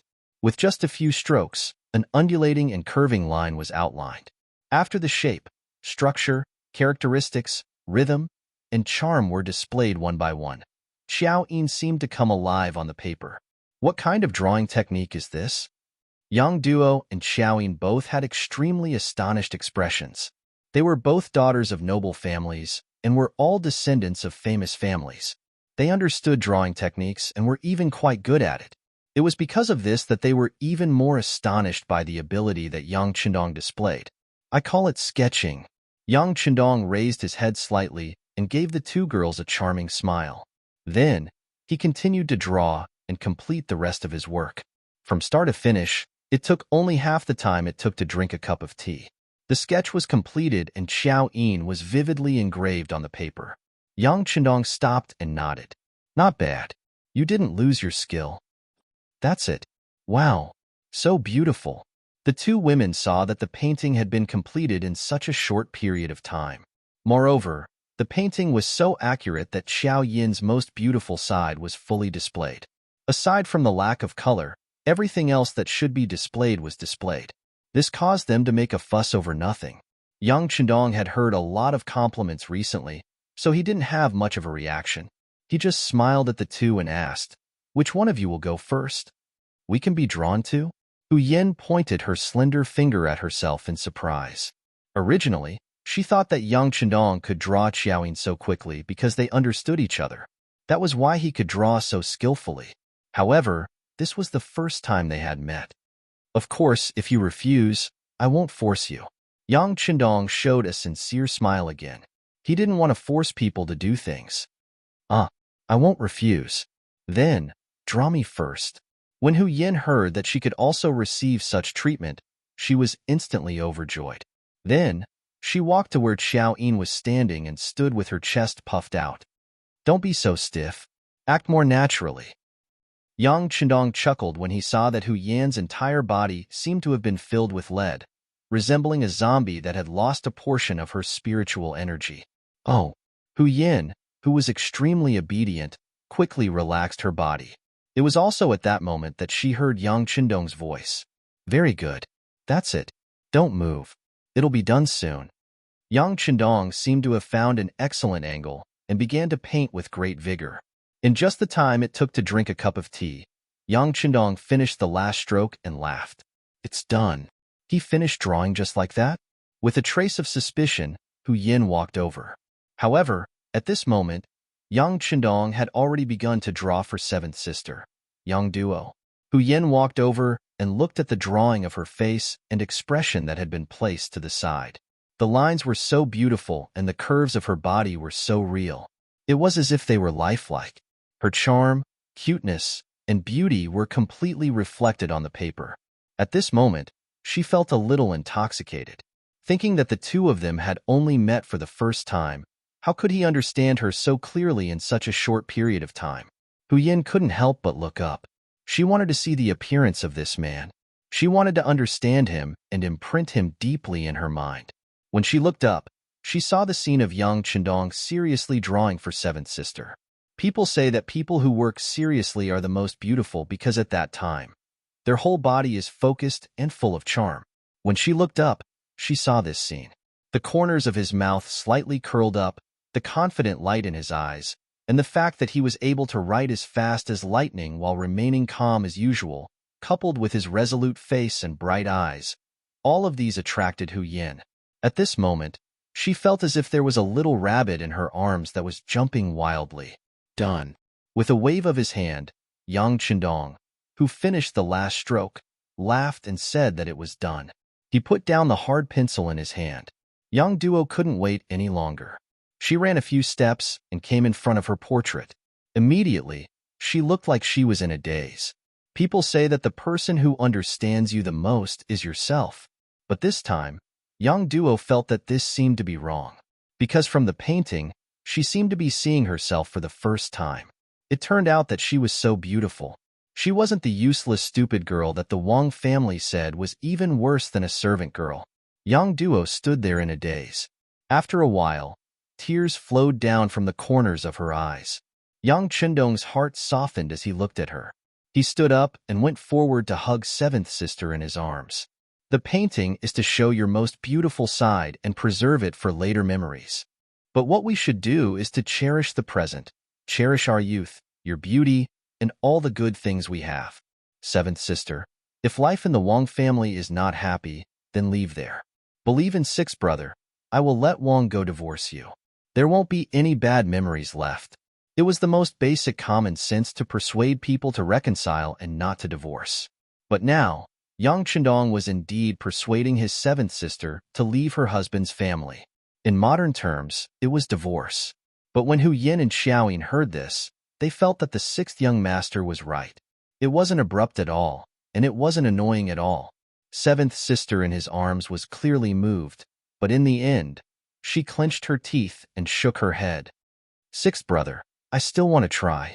Can you give me a bit more time? Yes, seventh sister will make the decision. Sixth brother just wants to tell you that no matter when, no matter what decision you make, sixth brother will support you unconditionally. Because in sixth brother's eyes, seventh sister will always be the best and most beautiful girl. As for the others, they can think whatever they want and see whatever they want. Even if Butcher Zhang dies, I won't eat that pig with hair. The originally very warm scene was indeed because of Yang Chendong's last proverb that broke the mood. For a moment, the three women all laughed out loud, and the atmosphere at the scene also became a lot more harmonious because of this sentence. The three girls each held the painting with their own picture in their hands. They loved it so much that if anyone wanted to snatch it from them, there would be a fierce struggle. Next, with the company of the three goddess-like women, Yang Chendong felt that life was extremely comfortable. Even time seemed to pass very quickly. What's wrong? It was already time for lunch. He brought the three girls, who had changed back to their original clothes, to the front of the crop field. The four of them personally plucked several stalks of potatoes, about 40 to 50 caddies. It was the first time the three girls had done something like this. Naturally, they were very happy and couldn't stop smiling. On the other hand, the East faction guards who were in charge of watching over them were very distressed. Chapter 84. Their duty was to guard this place. Without orders from above, no one was allowed to casually approach this place and pick the fruits. However, the orders given by the higher-ups depended on the person involved. For example, Yang Chendong, the discoverer and cultivator, was definitely not an exception. The fields here all belonged to the Yang family, so of course he could do whatever he wanted. As long as it was not a large-scale harvest, even the people of the East faction guards had no right to interfere. Each of the girls carried the freshly dug potatoes and returned to the kitchen with Yang Chendong. Each shower had already prepared everything they needed. Soon, the aroma spread. At noon, the four of them ate until their stomachs were round and full. They were extremely satisfied. You have to learn to share. Good things can't be eaten by yourself. When you leave, each of you brings some for your family to taste. Yang Chendong smiled as he looked at Yang Duo and Hu Yin. Seeing how they looked as if their bellies were about to burst, he couldn't help but stretch out his right hand and lightly scratch the tips of their noses. This was originally Yang Chendong's habitual action. In the past, he often played like this with Xiao Yin. However, this time, he was facing seventh sister Yang Duo and Hu Yin, who he had just met for the first time. Yang Duo was slightly better. She just treated it as her brother joking with her. However, Hu Yan's face immediately flushed red after being scratched. This seemingly habitual action by Yang Chendong was actually very intimate and flirtatious in her eyes. Only after he scratched her nose did Yang Chendong feel that his actions were somewhat inappropriate. However, the matter had already been done. It was too late to apologize. Instead, it would destroy this beautiful atmosphere. He immediately clapped his hands and said, "Sister Chioer, bring a few of the drinks that we prepared beforehand." Each Chioer complied. Then, a few servants carried a few transparent cups and placed them on the table. The cups were transparent glasses from the future. There were a few drinks that had already been prepared. The moment the things were placed on the table, other than Xiao Yin, who had already seen the transparent glass, Hu Yin and Yang Duo were once again shocked by the things in front of them. They realized that as long as they stayed in the Yang manor, there would always be all kinds of surprises waiting for them, and they were all existences that were far beyond their imagination. Don't just stare at the glass. Why don't you try this drink? Yang Chendong smiled as he looked at the shocked duo. You call this a glass? So exquisite, so beautiful. Hu Yin couldn't help but ask curiously. Yes, this is called a glass cup. It's an improved product of colored glass. It's more transparent and gives people a clearer feeling. As Yang Chendong explained, he picked up the glass in front of him and took a sip. Try it. The drinks inside are the real delicacies. I guarantee that none of you have tasted it before. Of course, no one had tasted it before.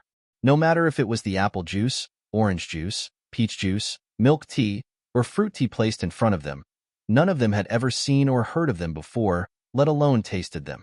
The three women imitated Yang Chendong and began to taste it. They couldn't stop once they tasted it. In the end, they drank until their bellies were round and full. At this moment, they were a bit regretful. If they had known earlier, they wouldn't have eaten so much at lunch. Now that there was delicious food in front of them, they could only look and not drink. It was too much of a pity. The three women ate and drank their fill. It was already the middle of the afternoon. Only then did they feel that time had passed too quickly. Thinking that they were ready to go home, Yang Duo and Hu Yan's faces revealed expressions of reluctance. Seeing the two's intentions, Yang Chendong said to Yang Duo, "Seventh sister, this is your maiden home. If you don't want to go back, just stay here." This was something that Yang Chendong could only say to Yang Duo, but he couldn't do anything about Hu Yin. If he were to ask her to stay, he would definitely be treated as a lecher. He was afraid that when night fell, Hu Zhongning would kill him with a knife. "Thank you, sixth brother. Seventh sister, I still have to go back. No matter what, I am still a member of the Wang clan." Yang Duo shook her head and rejected Yang Chendong's good intentions. However, from her words, it could be heard that she was somewhat moved by the sixth young master's suggestion. That's right. Instead of wasting her youth and beauty on Wang Go, who didn't know how to cherish himself, why not learn to be herself?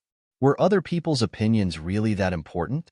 Knowing that seventh sister wanted to be strong, before she made a decision, she had to do her own part. Yang Chendong couldn't persuade her anymore. However, he was not completely unprepared. He clapped his hands 3 times in the air, and then 10 young girls dressed like maids came in from outside. Looking at the 10 girls walking over, Yang Duo and Hu Yin were stunned. Even Xiao Yin, who didn't understand, looked at Yang Chendong with a puzzled expression. She didn't understand what the young master wanted to do.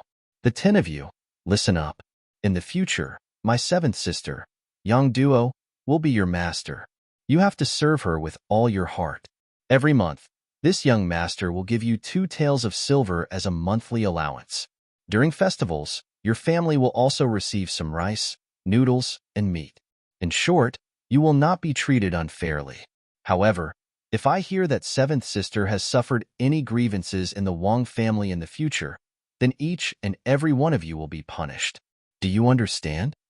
After the 10 people stood in place, Yang Qindong's cold voice suddenly rang out. Yang Qindong, who was like a completely different person from before, unconsciously emitted the aura of a superior person, causing Hu Yin, who was watching from the side, to be a little dazed. How could this person change so quickly? Just now, he was like the sun hanging high in the sky, which could melt people. At this moment, he was like the cold wind of winter, making people feel a chill go straight to the bottom of their hearts. We understand. The 10 girls all bowed and replied in unison. Only then did the chill on Yang Qindong's body disappear. He then looked at the stunned young duo and said, 7th sister, this is what 6th brother prepared for you. They will be by your side in the future. If you need anything, just call them. 6th brother will settle all the expenses with them. Don't worry. With Yang Qindong's current financial resources, how many people couldn't be supported by him? It was just giving 7th sister 10 maids. It wasn't worth mentioning. As for Yang Duo, when she saw the 10 maids, she couldn't help but cry. When she married into the Wang family, there was a maid by her side. Unfortunately, after a serious illness, the maid couldn't survive and died. Only she was left alone. When she was bullied, she could only silently endure it in her heart. Ever since 6th brother appeared, everything had changed. The Wang family no longer dared to scold and beat her like before. Not only that, there were now 10 more maids. This was equivalent to raising her status all of a sudden. As such, she no longer had to worry about others giving her a hard time. This time, she truly felt the warmth of a family. 6th brother, thank you. She stretched out her hand and tightly patted Yang Qindong's big hand. Haha, 7th sister, you are my biological sister. Doing anything for you is what I should do. All right, when you leave in the future, bring some things back. With these 10 maids, 1,000 taels a month won't be enough. I'll give you double. 2,000 taels shouldn't be a problem. When the time comes, don't have the money to reward them. That would be too embarrassing. Also, prepare some food and clothes. If you're in a bad mood, don't eat with the Yang family and just cook for yourself. But there is one thing, you must not tell the other sisters. Otherwise, they will say that 6th brother favors one and discriminates against the other. When he said the last sentence, Yang Qindong had a bitter expression, as if he had suffered a great grievance. Yang Duo, who was originally very touched, was about to cry again. However, when she heard that she couldn't tell the other older sisters, she immediately pursed her lips and smiled. At that moment, she really looked back and smiled charmingly, making the 6 palaces pale in comparison. However, after laughing, Yang Duo still shook her head. You'll be paying for these maids' expenses. 7th sister, why would I need so much money? 1,000 taels a month is more than enough to spend. Yang Duo wanted to refuse, but unexpectedly, Xiaoyin spoke up. 7th young lady, this is a small token of appreciation from the young master. You should accept it. Xiao Yin's identity was only Yang Qindong's personal maid. Logically speaking, she didn't have the qualifications to speak up in this kind of situation. But everyone could see that the 6th young master's attitude towards her was very unusual. If things didn't go well, she might become a concubine in the future. This was equivalent to marrying into the Yang family and becoming half a Yang family member. Who would look down on her then? Right. 7th sister only needs to accept this from 6th brother. Save up the excess and use it as a dowry in the future. Yang Qindong chuckled. But when he said this, Yang Duo's face turned even redder. She even buried her head deeply. After dealing with Yang Duo's matter, Yang Qindong looked at Hu Yin. Miss Hu, thank you for accompanying my 7th sister this time to relax. In order to express my gratitude, I have prepared some things. I'll have to trouble you to bring them along when you leave. Yang Qindong didn't say what it was, and Hu Yin was smart enough not to ask.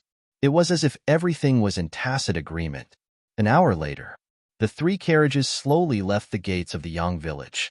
There were 2 more carriages than when they came. Not only that, there were 5 maids standing beside each carriage. These were all going to follow Yang Duo back to the Wang family. It could be imagined that when these people arrived at the Wang family, Wang Go and that unreasonable mother, Lady Yin, would be shocked. Not to mention how Yang Duo was after returning to the Wang family. After Hu Yin entered the city, she separated from Yang Duo. Behind the carriage she was in, there was another carriage following. The coachman was Yang Lu. This carriage was a gift from Yang Chendong to Hu Yin. He said it was to thank her for bringing 7th sister out to relax. But as for the real reason, only the 2 of them knew. Chapter 85. Hu Yin, who was sitting in the carriage, had a look of joy on her face. She even thought shyly that this wouldn't be the engagement gift from Dong Shuai, right? But she just didn't know what was inside. Was there the toilet paper that she promised her father? She was excited and worried all the way. When she arrived at the gate of the Hu mansion, Lieutenant Gao, who followed her, immediately asked the gatekeeper to find someone to unload the things. After the bags were unloaded, Yang Lu drove the carriage back, leaving behind Hu Zhangning, who had heard the news and rushed over with a look of surprise. Yin'er, what are these things? Don't tell me it's all toilet paper? Hu Zhangning asked in confusion. Father can see for himself. Daughter is tired and wants to go back to rest. She was holding a small package, which contained her white Chong Sam and the sketch. In her opinion, these were the most important things. But after answering this sentence, Hu Yin didn't care what Yang Chendong gave her. She turned and left, leaving Hu Zhangning with a puzzled look. He had to let people carry the things into the courtyard first, and then look at them one by one. Needless to say, there must be toilet paper in the gift, and there was a lot of it. In the morning, the housekeeper of the Hu mansion and the housekeepers of the other ministers went to Yang village to ask for toilet paper, but to no avail. Then Hu Yin appeared. Presumably, they were more or less related, so this thing naturally couldn't be left out. Not only that, but there were also other good things sent, such as toothpaste, toothbrush, soap, cosmetics, and so on. There were also food, such as freshly dug potatoes and boxes of canned fish. There were all kinds of flavors in the canned fish. With the geographical location of Chichen City, fishing was not a problem at all. As long as this thing was sealed well and the taste was unique, there would naturally be no problems. The things were opened one by one, and Hu Zhangning sighed. This Yang Shima was really generous. Of course, what made him the happiest was that these were all obtained by Hu Yin.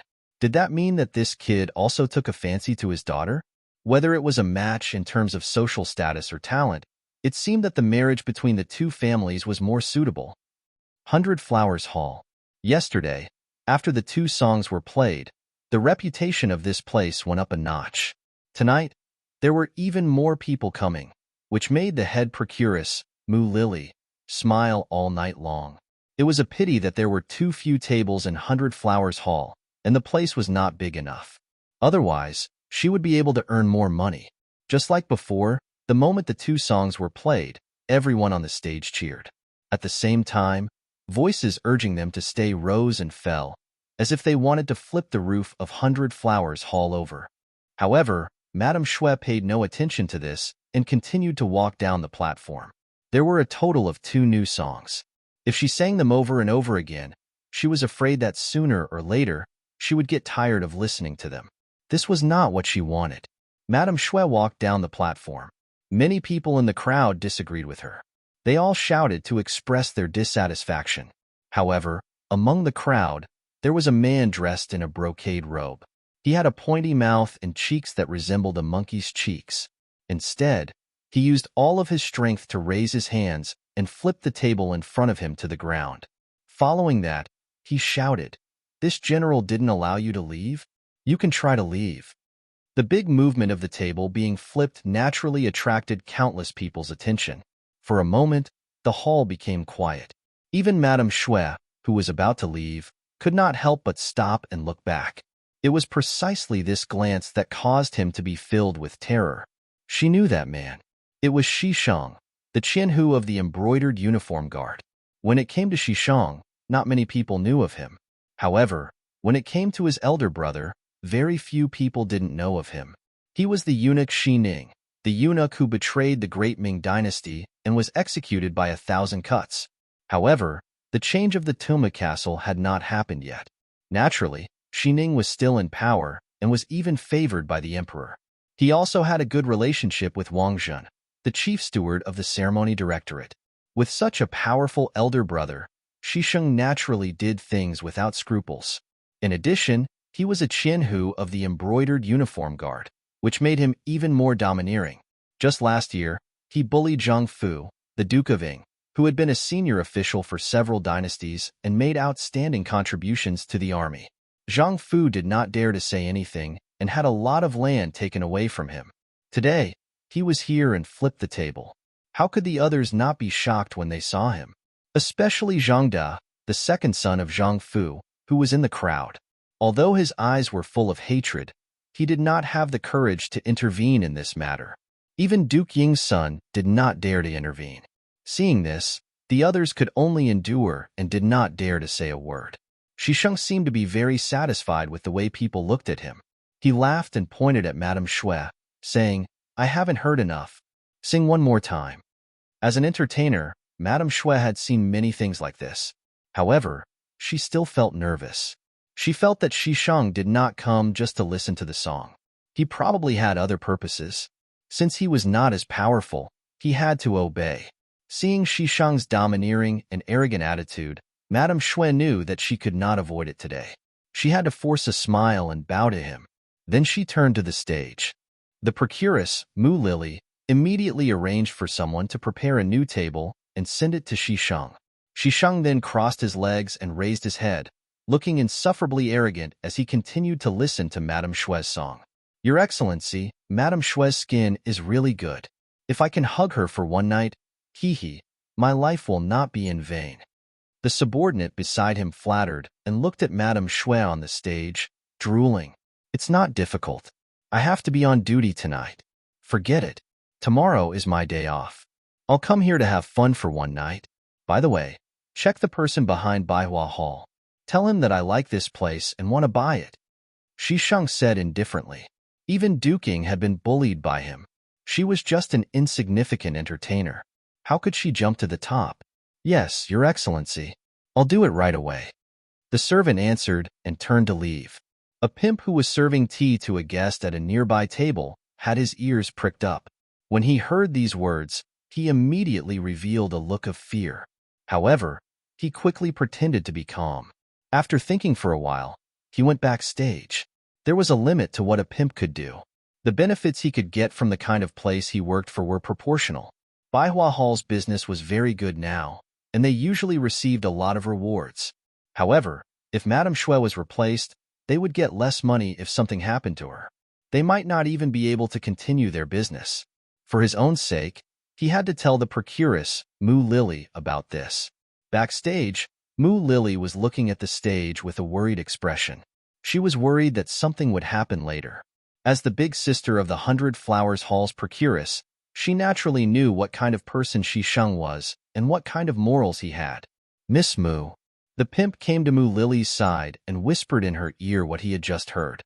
Then, Mu Lily's expression turned into one of shock. Her originally pretty face turned pale at this moment. What should we do?"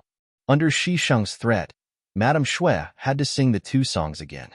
Fortunately, there were no more heckling. Shi Sheng walked out of Baihua Hall accompanied by several of his men. Everything seemed to be fine after the storm. Only Mu Lily, who had heard the news, knew that it was not that Shi Sheng wanted to stop, but that he had regarded Baihua Hall as his property. That was why he did not make trouble. Madame Shui went backstage, exhaled a long breath of fragrance, and wiped her forehead gently. When she saw Mu Lily coming from afar, she forced a smile and said, "Sister, I'm fine." "Well, it's not fine this time. It's serious." Mu Lily sighed and told Xiao Yushue what she had just heard from the pimp. "What?" Sure enough, Madame Shui, who had heard the news, didn't look any better than Mu Lily did just now. "Well, sister, do you think our boss can sell Baihua Hall to Shi Sheng? If it's someone else, I don't know. But who is Shi Sheng? Last year, he even dared to occupy Duke Ying's fertile land, and nothing happened. I heard that the emperor punished them later, but now they have regained their prestige, haven't they? She did not say whether it was possible or not, but the comparison between Duke Ying and Madame Xue had proved her idea. What should we do? What should we do? Madame Xue was really anxious at this moment. She had thought that she could make more money as a young actress and a top courtesan. In this way, even if she was old and could not sing anymore, she would have enough money to spend the rest of her life. She could even find a good man to marry as long as she kept her chastity. But all of this seemed to have become a flower in the mirror, the moon in the water. Once 100 Flowers Hall became Shisheng's property, with the other party's character, he would probably eat her up that very night. Then, she would become a money-making tool. Once she grew old, she would probably become useless. Madame Xue shook her head desperately at the thought of all her efforts over the years. Her face was full of unwillingness. Yu Xue, I don't want to do this. Is this our fate? We can't change it. Didn't you see that when Shisheng stood out, no one dared to say anything? This is the general trend. We can't change it. Mu Lily hugged Madame Xue and cried bitterly together. Chapter 86. No. There must be a way. There must be a way. Lady Snow shook her head, unwilling to accept such a fate. She had just learned 2 new songs from Dong Shuai, and the whole capital knew about her. Seeing that everything was going well, she was unwilling to let her dream end before it even began. Yes, Dong Shuai. For some reason, Yang Qindong's handsome and confident face flashed through Lady Snow's mind. The capital in the 9th month was not as hot as it was during the day at night, and when the cold wind blew, one would feel a chill. Outside the Yang village, Yang Qindong had washed up and was about to go to bed. At this time, Tiger's Mane's voice came from outside. Young master, Lady Snow wants to see you. What is she doing here so late at night? Hearing that Lady Snow was here, he looked at the time. The curfew should have started in the capital. It would be very difficult for Lady Snow to return to 100 Flowers Hall at this time. While Yang Qindong was still thinking about what could make a girl come to him so late at night, Tiger's Mane's voice sounded again. Young master, do you need me to wake Xiaoying up and ask her to come? No need. Yang Qindong waved his hand. He had arranged for Xiaoying to go to bed first. In his own words, women were made of water. If they wanted good skin, they needed good sleep. It was precisely this sentence that caused this habit to become a natural one. Unless there was something special, Xiaoying would go to bed early. Right now, Xiaoying was probably already asleep. Without knowing what the other party wanted, it wouldn't be appropriate to rashly wake Xiaoying up. Forget it. Bring her to the study. Yang Qindong thought for a while, put on his coat, and then strolled toward the study. When Tiger's Mane took Lady Snow to the study, Yang Qindong was writing something with his head down. If someone was there, they would know that he was writing a classic play, The Legend of the White Snake, which was later made into a TV series and remade several times. It was also called The New Legend of the White Snake. Madame Snow was brought in. She was wrapped in a long robe, but she was wearing a pair of embroidered shoes that were convenient for walking on the platform. It could be seen that she had come out in a hurry. Is something the matter? She slowly raised her head and looked at Madame Xue from head to toe. She sighed that no matter what she dressed up, she could always attract men's attention. Madame Xue, who had been afraid and anxious, calmed down a lot after Yang Qindong looked at her. She didn't know why, but when she thought of the problems that 100 Flowers Hall might face, she knelt on the ground with a plop. Dong Shuai, save me. Please save Lady Xue. If there's anything, get up and talk. Yang Qindong put down the writing brush in his hand and looked at Madame Snow. What's the matter? Tell me in detail. Madame Snow lowered her head and cried. She was really pitiful. While crying softly, she told him what had happened in 100 Flowers Hall in the evening. She also told him what the pimp had overheard and what Mu Lily had said to her. Shisheng. When Yang Qindong heard the name, he felt it was familiar. But he had only been in the capital for a few days. How could he know everyone? In particular, Shisheng was just a Qianhu of the brocade guard, a nobody in his eyes. Seeing Yang Qindong's confusion, Tiger's Mane, who was standing next to him, quickly took out a book. After searching for a while, he found Shisheng's name. He handed the book to Yang Qindong. Young master, please take a look. He took the book and saw Shisheng's name. The investigation of the Security Bureau was written on it. Humph! What the hell? When Yang Chendong saw that Shisheng had a brother named Xining, he remembered this person. Xining was a famous trader in history. Because of him, the capital was almost captured.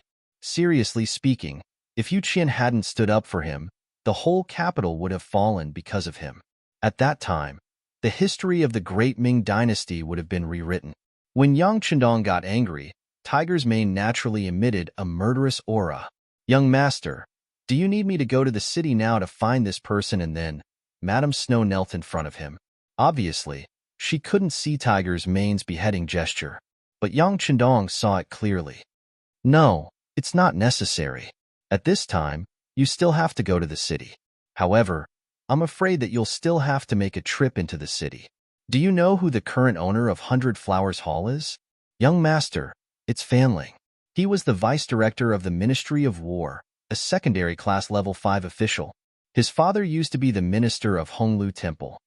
As expected of the director of the Security Bureau, Tiger Shine, who had slowly gotten into his role, quickly reported the other party's identity. Of course, all this had a close relationship with 100 Flowers Hall that Yang Chendong had paid attention to. Find him and buy Madame Snow's slave contract. Yang Chendong made a decision after a short hesitation. It was not the right time to have a direct conflict with a villain like Shisheng. At least, he couldn't look for trouble. There was only one way to solve the problem, which was to buy Madame Snow. In this way, even if Shisheng got 100 Flowers Hall, he would only get an empty shell. Yes, Tiger's mane immediately understood the meaning of the sixth young master. He answered and turned to leave. Wait, Madame Snow suddenly said. She came to Yang Chendong for help, but it was just an impulsive act. She didn't have any hope. Dong Shuai was powerful, but he was only talented. Compared to power, he was much weaker. She didn't think that the sixth young master could do anything to Shisheng, who even Duke Ying, a hero of the great Ming dynasty, couldn't afford to offend. However, she never thought that Yang Chendong would agree to her request so easily. Moreover, he even wanted to buy her slave contract directly. Amidst his excitement, he thought of his elder sister, Mu Lily.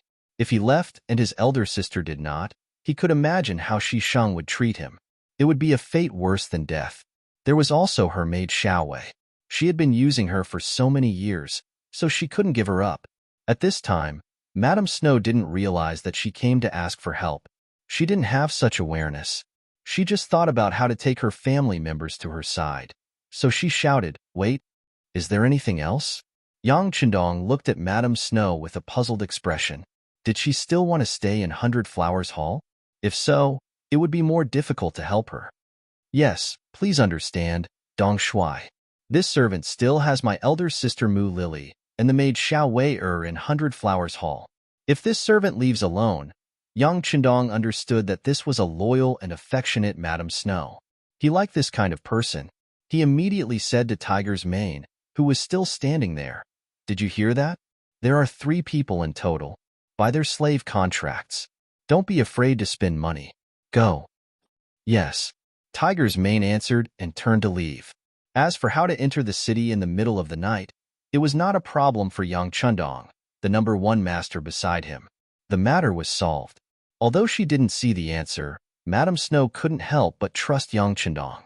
Especially at this time, the confidence he showed made her feel infatuated. Only the 2 of them were left in the room. Suddenly, there was a very awkward and ambiguous atmosphere in the study. Yang Chendong was the first to feel the difference. At this time, he regretted that he didn't let Tiger's mane take Madame Snow to rest first, so he wanted to call for help. He knew that even if Tiger's mane wasn't here for the time being, Beta Persei, Yang Si, and the others would be outside. It could be said that whenever he needed, they would appear at any time. But for some reason, Yang Chendong didn't want to let anyone take Madame Snow away. In this very contradictory mood, he looked at Madame Snow and said unconsciously, "Well, I'll arrange for someone to take you to rest." This was obviously not an order, but a tone of negotiation. Madame Snow was delighted, but she quickly shook her head. "No, I'm not sleepy now. What are you writing, Dong Shuai?" After saying this, Madame Snow stood up and walked to Yang Chendong leisurely. Faced with Madame Snow's approach, Yang Chendong, who could remain calm even if Mount Tai collapsed in front of him, could clearly feel his heart beating faster at this moment. In order to ease the awkwardness, he casually said, "I'm writing a story about love." Really? Dong Shuai's literary talent has long been known in the capital. I wonder if I have the luck to read it first? It seemed that she was asking, but when she finished speaking, she had taken the initiative to walk to Yang Chendong's side and bent down. Because the temperature in the study was suitable, Madame Snow had already taken off her coat and robe. At this time, she was wearing a wide-collared top. When she lowered her head, Yang Chendong saw a touch of snow white looming in front of him. Some things couldn't be ignored just because you didn't want to. On the contrary, some things you said you didn't want to think about, but you couldn't help thinking about it in your heart. At this time, Yang Chendong was obviously the latter. His eyes followed the touch of snow white and seemed to see two tall mountains. Madame Snow's skin was very white. Among all the women he knew, only Hu Yin could be compared with her. As the saying went, 100 ugliness could cover up 100 ugliness, not to mention that Madame Snow was a first-class beauty. Against the dim light of the oil lamp in the study, she really made people feel that they were looking at a beauty under the lamp. The more they looked at her, the more attracted they were. Madame Snow seemed to be looking down at Yang Chendong's manuscript, but in fact, she had been paying attention to his changes. Although she was a performer and not a prostitute, she had heard and seen a lot of things in the red light district, so she naturally knew how to interact with men. Chapter 87. At this moment, Madame Shui felt that the man beside her began to breathe heavily. His unique breath made Madame Shui's heart beat rapidly. He was handsome, talented, capable, domineering, confident, and had a good family background. When these advantages were concentrated on one person, it would naturally make him shine with incomparable brilliance. Not to mention that Yang Chendong was a hero who had just saved a beauty. Madame Shui was already in love with him. It was undoubtedly very important for her to find a man she could entrust her life to. Now, the man was right in front of her. What should she do? What would he do? Whether it was to repay the kindness or to repay the professor's kindness, should she devote herself to him? Or should she give herself to him? Both of them had pure bodies. In this kind of atmosphere, neither of them took the initiative to speak. Neither of them had the intention to break the ice. However, both of them were well aware of each other's thoughts. For a moment, this kind of feeling was indescribable, but it was indeed extremely wonderful. Madame Shui remained motionless. She had been bending over for half a cup of tea's time, waiting for Yang Chendong to do something. She heard from the other sisters that at this time, shouldn't the man be more active? But why didn't Dong Shui do anything? Yang Chendong was indeed hesitating. Logically speaking, he should have carried her in a domineering manner. His bedroom was not far away from the study, and then everything would have gone smoothly. There was even a voice in his heart urging him to do so, and even his body was supporting such a thought. However, Yang Chendong did not do so. Perhaps it was because of his conservative thinking. He thought that if he had sex with Madame Shui, it would be more or less taking advantage of her. He did not want to do so. He preferred success to come naturally. However, Yang Chendong also knew that if he persisted in this atmosphere, he was afraid that he would not be able to control his heart. Therefore, he gritted his teeth and said, "Madame Shui, it's a little late. I should go to bed." "Really? It just so happens that Shui is also sleepy. Why don't you let me warm Dong Shui's bed?" Madame Shui was overjoyed. She thought that Yang Chendong said it on purpose for her to hear. How could she not take advantage of the situation and go downhill like a donkey? Originally, he wanted to find an excuse to separate them so that he could calm down. He never thought that it would lead to such a result. If he said no at this time, it would be too hurtful. Yang Chendong helplessly nodded and said, "All right then." The two of them walked out of the study one after the other and went to the bedroom. A figure slowly retreated from the darkness. Even if he wanted to protect the sixth young master, he still had to consider the situation. Sometimes, if he still wanted to exist, then it would not be protection, but rather, it would be a nuisance. Yang Chendong sensed that the eyes that were secretly watching him had left. He knew that from now on, only Madame Shui, and himself were left. He could not help but feel a little restless. Should he really do something? Or is my manhood coming to an end tonight? Dong Shuai, I'll go in first. While Yang Chendong was still thinking about what to do next, Madame Shui had taken off her clothes and then plunged into the quilt. At that moment, Yang Chendong caught a glimpse of her snow-white body. His heart suddenly skipped a beat. Yang Chendong involuntarily got up and walked slowly to the bed. Yang Chendong's heart was beating faster and faster. Madame Shui, who had already slipped into the quilt, was also heartbeat faster. She even blushed from her face to her neck. Then she slowly closed her eyes, but her long eyelashes were still trembling, indicating that she was not asleep and had no intention of falling asleep. Yang Chendong finally finished walking a few steps. He involuntarily stretched out his arm. When he was about to touch the snow-white body that was bowing her head and even trembling, he forced himself to say, "Madame Shui, I'm not used to being warmed by someone else." Before he could finish his sentence, he saw a snow-white arm emerge from the blanket and wrap around his neck. A strong force assaulted him, causing Yang Chendong to uncontrollably burrow into the blanket along with his clothes. At the same time, a pair of gentle jade lips lightly touched Yang Chendong's lips, causing him to be unable to spit out a single word. The sweet liquid stirred in her mouth. Madame Shui, who was a little clumsy, tried her best to release the strength and courage of her first kiss. Yang Chendong cooperated with her. At first, he was passive, but soon he took the initiative. It seemed that the kiss could not satisfy him, so he turned around and pressed himself on her. Then he stared into Madame Shui's beautiful eyes and said, "Do you know that I'm in a wolf's den? How dare you take the initiative to provoke me? Have you thought about the consequences?" "No, and there's no need to think about it. It's my fortune to give myself to Dong Shuai," Madame Shui said, panting. She seemed to have drained all her strength just now. At this moment, she did not know what to do except wait passively. Madame Shui's words made Yang Chendong's hormones rise. Since he was not afraid of a woman, what was there to be afraid of? If he abandoned her at this time, he would not be a beast, but worse than a beast, just like the stories said. Yang Chendong made up his mind. He felt that his body had reached its limit, so he decided to release it. He slowly lowered his head and moved closer and closer to Madame Snow. When Yang Chendong thought that it was a matter of course, he suddenly noticed a drop of tear from the corner of Madame Shui's eye. It was this tear that cooled down Yang Chendong's burning body in an instant. What was he doing? Madame Shui came to him because she was bullied, but he wanted to sleep with her. In this way, what was the difference between him and Shi Sheng, who wanted to bully her? Even if they were congenial, it couldn't be now. Otherwise, there would inevitably be a knot in his heart, which might accompany him for the rest of his life. "Well, we're both tired today. You can rest here. I'll go to another room." Finally, Yang Chendong resisted the impulse and said such a manly sentence, at least he thought so. Then he got up and was about to leave. But the same arm stretched out across the air. "Dong Shuai, forgive me, okay? I really haven't thought it through. I'm still worried about Sister Mu and Wei Er." "I understand. Go to sleep. When you wake up tomorrow, you can pretend that nothing happened." Yang Chendong sighed. Madame Shui had something on her mind. Fortunately, he didn't sleep with her at this time.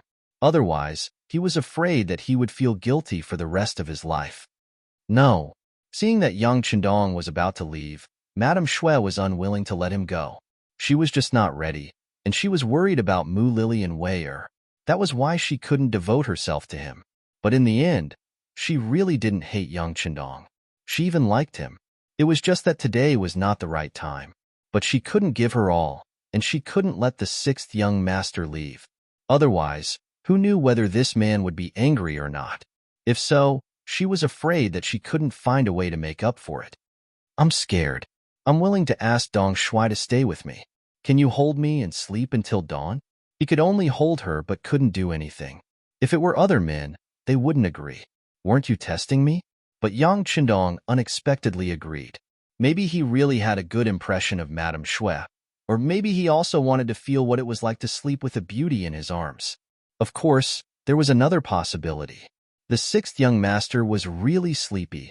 Don't scold the prodigal. No matter what the reason was, Yang Chendong fell asleep with Madame Shui, who was only wearing a doo-doo. During this time, their heads were very close, but in the end, they really didn't do anything. They even had sweet and quiet smiles on their faces. Early the next morning, after Xiaoying got up, she first took a look at the courtyard. She didn't see the sixth young master, who was exercising. She couldn't help but be very curious, so she went to the bedroom. Here, although Beta Persei was guarding, he didn't stop Xiaoyin when he saw her coming. He just turned a blind eye, but his ears were already pricked up, as if he knew what was going to happen next. Sure enough, just 3 seconds after Xiaoyin entered the sixth young master's bedroom, there was a scream. Following that, Xiaoyin staggered out of the bedroom, her face pale and powerless. After that, she leaned against the door and covered her face and cried. This scene fell into the eyes of Beta Persei, who was hiding in the dark, and he quickly closed his eyes. As a close guard, who didn't know Xiaoyin's feelings for the young master. But now, another woman had taken the lead, so it was reasonable for her to be sad. Not long after Beta Persei closed his eyes, Yang Chendong, who had changed his clothes, appeared in front of the door. He reached out and helped the tearful Xiaoyin up, then whispered something in her ear. In an instant, the rain turned into sunshine, and Xiaoyin's face turned into a smile. Ha ha! Yang Chendong laughed after seeing this, then shouted to the dark, "What are you looking at? Why aren't you running with the young master?" Beta Persei, who was hiding in the dark, didn't know what kind of trick the young master was playing, but when he heard the order, he appeared in a flash and followed Yang Chendong. This caused Xiaoyin to be very happy, as if she had made a big mistake. The two of them went out of the courtyard, one after the other, and went straight to the backyard's playground. Leaving behind Xiaoyin, who had already changed into a smile, he turned around and entered the house. Then, his laughter echoed throughout the bedroom. Chapter 88.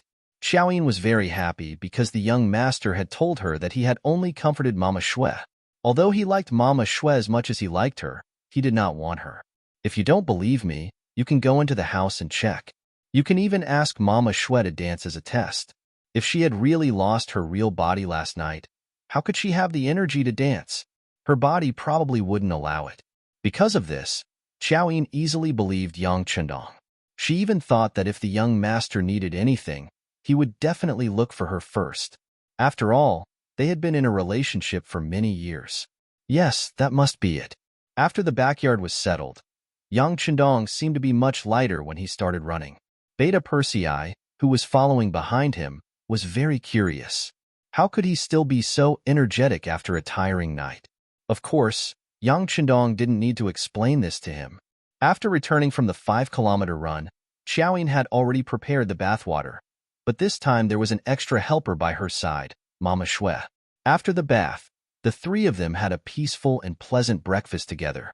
Tiger's mane appeared again, and not only that, but also the charming Moo Lily and the maid Little Wire followed behind him.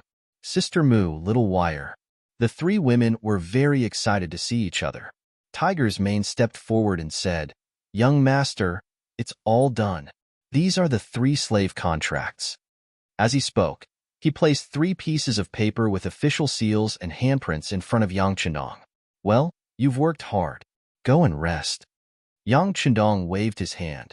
Originally, he could directly burn these 3 slave contracts, but in this way, the 3 of them would not be able to get rid of their lowly status for the rest of their lives. Greetings, Dong Shui. After the 3 women met, they all knelt in front of Yang Chendong with grateful expressions. "Get up, all of you. From now on, you have to abide by the rules here. Don't kneel if you don't need to." Yang Chendong said helplessly. He really didn't like this etiquette of kneeling when meeting people. Unfortunately, everyone seemed to be willing to play this game. For example, Tiger's mane and the others beside him. He didn't know how many times he had said it, but it still didn't work at all. They still knelt when meeting people. Xie Dong Shui. Whether or not the 3 girls would kneel in the future, no one knew, but their thanks were very sincere. "All right, since you've left 100 Flower Hall, you're now part of my Yang family. I don't keep idle people here. This is a new story I've written. You can think of how to act it out together. These are the manuscripts. You can study them yourselves. If there's anything you don't understand, feel free to ask me. She took out the script of The Legend of White Snake that she had prepared a long time ago. There was a very clear plan for the distribution of roles. With this, she could play the roles of Lady Snow and Moo Lily, the former top courtesan. Did they know that this was a job for them? The three girls hurriedly agreed, then took the manuscripts and went to the backyard. When only Xiaoyin was left, she walked up softly. Young master, although they've left 100 Flower Hall, they're still lowly. Young master knows. I'll find a way to change their names. Yang Chendong rubbed his head as he spoke. Changing their names was easy to say, but difficult to do, especially when they were targeted by Shishang. If he found out that someone had changed Lady Snow and the others' names, he would definitely come looking for trouble. How could he solve this problem? Young master, there's a eunuch called Malmu outside the manor. He said that he's an old friend of yours.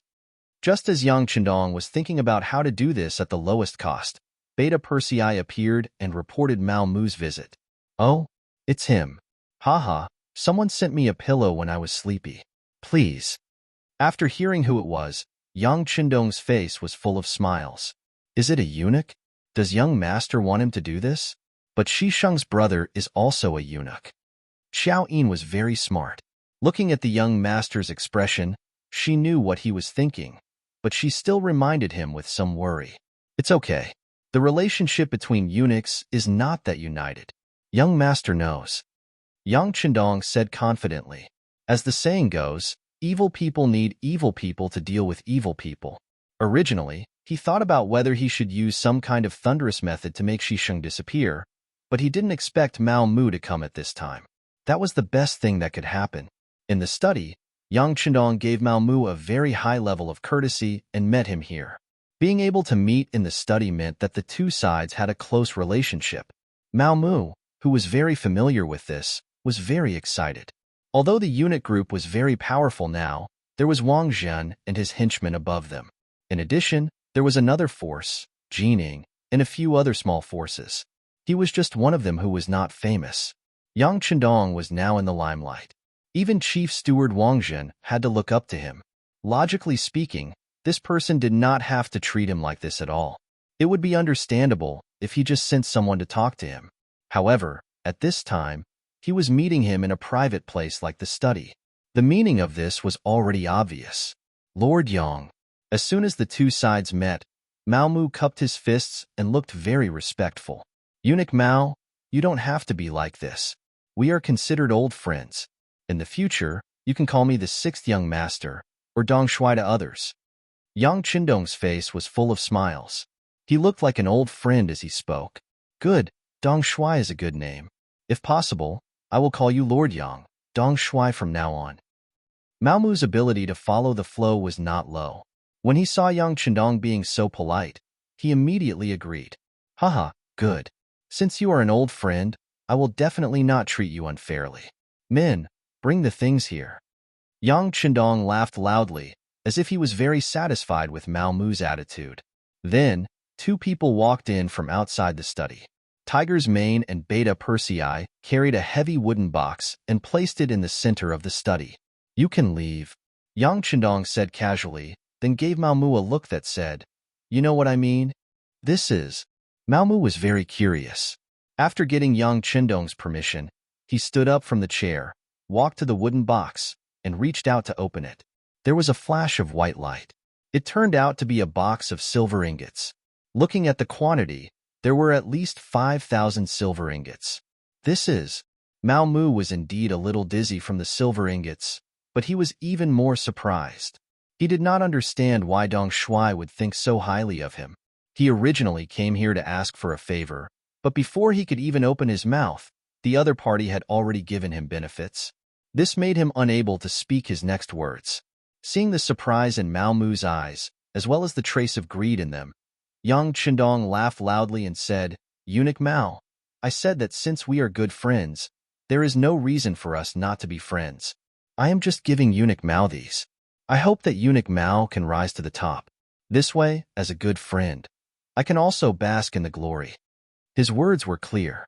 This was to make use of each other.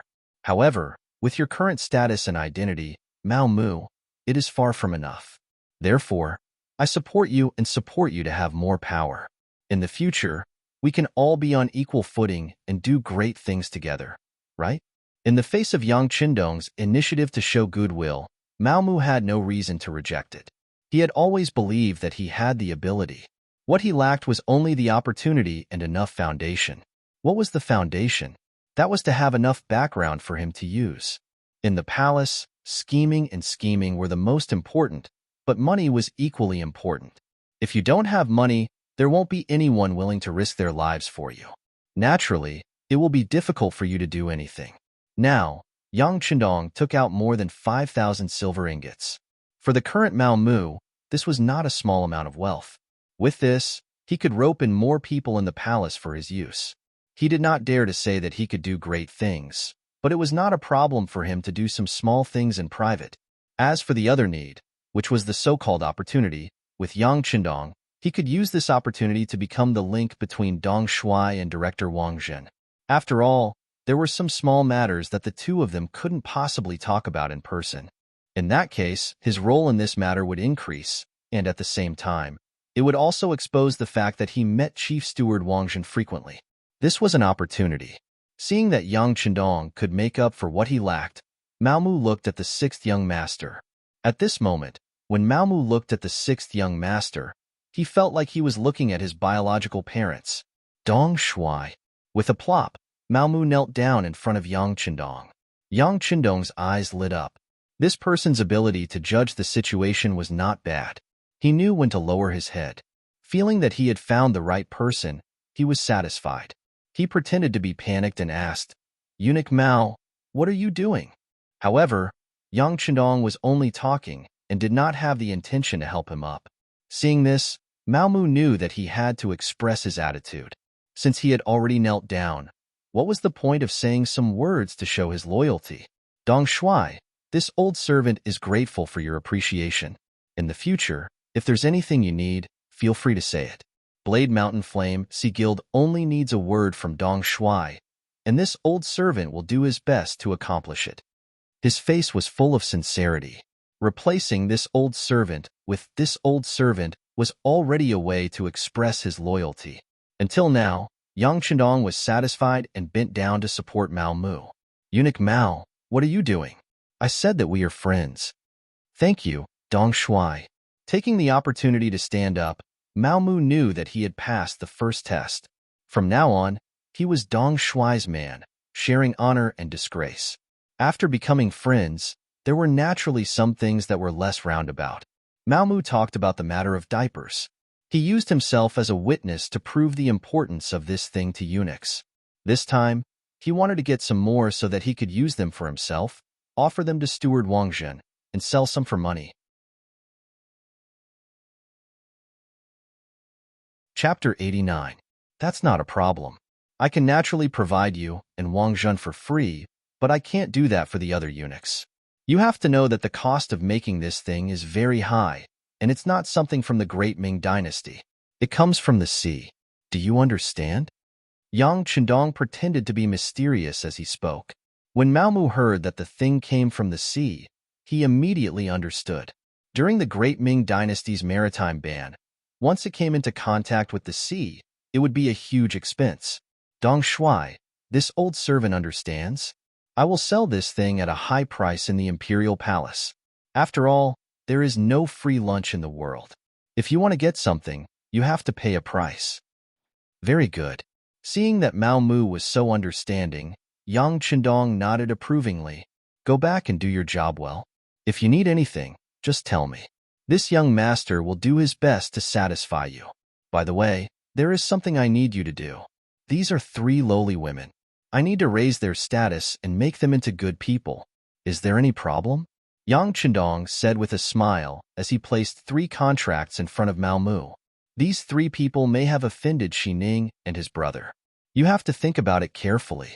Mao Mu's hand had already reached out and was about to touch the contracts when he suddenly heard Yang Qindong's words. His hand paused in midair, but he quickly continued to reach out. Don't worry, Dong Shuai. Although it's a little troublesome, Shi Ning's power in the palace is not small.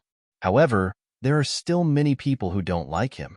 As long as the money is in place, there won't be any problems. Then let's get it done quickly. How much money do you need? Yang Chendong nodded. Xi Ning was indeed powerful, but if this Mao Mu that he found couldn't solve such a small matter with the help of a large sum of money, then there was really no meaning in supporting him. What he needed was a helper, someone who could do things. For this, he was willing to pay the price. However, if the other party was a pile of mud, then there was no point in supporting him. Mao Mu was very clear that this was the first time Dong Shuai had given him something to do. If he did it well, his future would be limitless. If he messed it up, he might not even be able to guarantee his current position. Even if it was for himself, he had to do it well, and he had to do it beautifully. Mao Mu left with 5,000 taels of silver and a pile of diapers. Compared to when he came, he seemed to have straightened his chest when he left, and it was clear that he was full of ambition. Shisheng had been on duty for most of the night. When he was off duty, he slept all the way until lunch. When he was full and energized, he brought a few of his subordinates and headed straight for the home of Fanling, the minister-counselor of the Ministry of War. Last night, Tiger's Mane had suddenly appeared and used an unimaginable amount of money to buy the slave contracts of Lady Shui and the other two. Fanling had already had the idea of exchanging 100 Flowers Hall. Without a pillar, 100 Flowers Hall could no longer regain its former glory. Although he could find new people to train again, how long would that take? Ever since his old father, Fanda, passed away, the influence of the Fan family was far from what it used to be. This also made Fanling want to withdraw from the red light district. He was wondering who to find next. At this time, Shisheng came. Although the price he offered was not high, or even a little low, Fanling still sold 100 Flowers Hall without any hesitation. It was still the same sentence. Without Lady Shui, 100 Flowers Hall had lost its greatest value. Making a move in time might be the best choice. Shisheng did not expect things to go so smoothly. He offered a relatively low price and waited for Fanling to raise the price. Then, everyone would bargain for a while. As long as the other party did not ask for too much, he would accept a price that was about the same. Last night, 100 Flowers Hall was very lively. In his eyes, a deal that could get both a beauty and money was suitable. However, Fanling was actually so tactful. Even when faced with the low price he offered, he still accepted it. This allowed him to pay a lot less in terms of cost. At this moment, it was as if he could already see a mountain of gold placed in front of him. Of course, there was also that white and beautiful body waving at him. After leaving Fan Manor, Shisheng took the contract of 100 Flowers Hall and found a place to have a good drink with a few of his men. He decided not to rush to make the matter public. He would go to 100 Flowers Hall in the evening and give Madame Shui a surprise. After knowing the truth, her face would become extremely beautiful. The group of people drank a lot of wine. In the end, their bodies were swaying a little. Only then did they support each other to reach the 100 Flowers Hall. However, once they entered, the atmosphere was very different from yesterday. Although there were still many people, they were all noisy and angry. Some of the people who came today were former regulars of 100 Flowers Hall, but most of them came for the two new songs. When they arrived here with a large sum of money full of expectations, they heard that Madame Shui had disappeared. Even Mu Lily, the procuress, was nowhere to be found. How could they let it go? They began to shout one by one. What are you shouting for? Seeing the chaotic atmosphere in the hall, Shisheng placed his saber on the table in front of him and roared loudly after a loud noise. This move was indeed effective. As soon as this voice came out, the originally noisy scene suddenly became much quieter. Everyone stared at Shisheng. Their eyes were filled with confusion. What was this person doing here again? Why was he acting all high and mighty? This shout shocked everyone. Shisheng was very proud. He liked the feeling of being the center of attention. Okay, stop shouting. If you have any problems, tell me. I will solve it for you. By the way, I forgot to tell you that 100 Flowers Hall will be mine from now on. This is the contract of the transaction. In order to achieve the effect of justice, Shisheng took the initiative to show the contract in front of everyone. Immediately, several people of status came forward. After reading the contract, they all nodded at the same time. Among them was Wang Si, the editor of the Hanlin Academy. Shiqianhu, since this place is already your property, May I ask if you still want to sing tonight? If you sing, of course, we'll pay the same amount of money. We'll spend it however we want. But if you don't sing, we will leave now. No matter how powerful you are, you can't force us to pay one tael of silver here. Wang Xi's grandfather was the current minister of the Ministry of Personnel, Wang Ji. With such a relationship, he was not afraid of a small Qianhu of the brocade guard. Even if this person's brother was very favored by the emperor, his pride as a scholar made him not shrink back. That's right, that's right. With someone taking the lead, the people below naturally chimed in. No one was afraid of spending money, but spending money wrongly and becoming a sucker wasn't something anyone wanted to do. Shi Sheng did not care about Wang Xi's criticism. Smelling of alcohol, he said complacently, "Who said I won't sing? Since I bought this place, of course, I want to make money. How can I destroy my own livelihood? Well, I will go to the procuress, Mu Lily, now and ask her to arrange Madame Xue to sing for everyone. Not only that, but she will sing 3 or 5 times today to let everyone enjoy it." In order to prove his courage as a new boss and win people's hearts, Shi Sheng announced loudly. His answer also attracted loud applause from the guests. They all said that Shi Sheng was a righteous and heroic person. Everyone's compliments made Shi Sheng feel even more confused. He laughed heartily and arranged for his subordinates to find Mu Lily. This time, he was going to order the beauties around as the boss.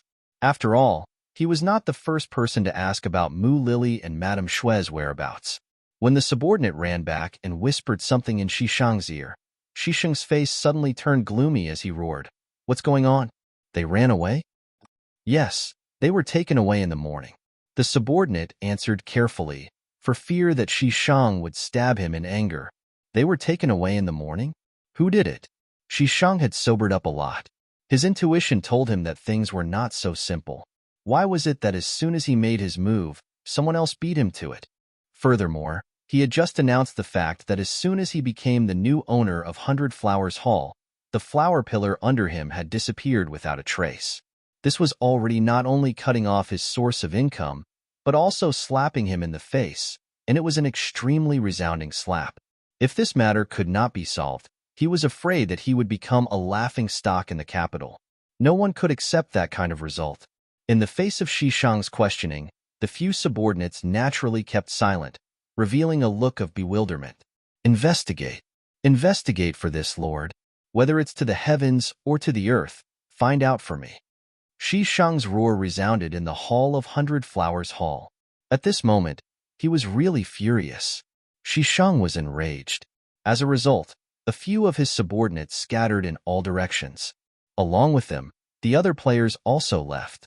Since they couldn't listen to the music anymore, who would stay here and be Shi Sheng's next punching bag? Of course, Shi Sheng's subordinates did not run away. They went to investigate the whereabouts of Madame Xue and Madame Xue. The strength of the embroidered uniform guards was very strong. In less than 2 hours, they got the news and came back. Seeing his subordinates come back excitedly, Shi Sheng knew that the result was out. He immediately asked with a fierce look, "Tell me, where did they go?" At this moment, Shi Sheng felt that he had lost face. What he wanted to do most now was to catch Madame Xue and Mu Lily, and then use all kinds of means to let them know how regretful it was to offend him. "Sir, there's news. It's said that they went to the Yangjia village 15 miles south of the city." A subordinate ran up and reported as if he had received a reward. Chapter 90. Yang Village? Hearing that she was not in the capital but out of it, Shi Sheng's eyes were filled with anger, but at the same time, he was very happy. As an entertainer, she didn't stay in her own place of business. Instead, she ran around and even left the capital. Just based on this, he could use legal means to deal with her without being afraid of taking any responsibility. Let's go to Yang Village to catch her. He quickly made a decision in his mind. He would catch her immediately and bring her back with thunderous means. First, he would get the beauty, then the money, and then his reputation. He would let everyone know the consequences of provoking him. Before the curfew in the city, Shi Sheng went out of the city. In addition to his original 4 or 5 subordinates, he mobilized soldiers from 2 small banners. In total, more than 20 people rushed to the south of the city. As soon as Shi Sheng and the others went out of the city, they were seen by a pair of dormant eyes. There were fast horses galloping on a short road. They were spies of the Security Bureau. They had been paying attention to the movements of Hundred Flowers Hall. Shisheng went out of the city.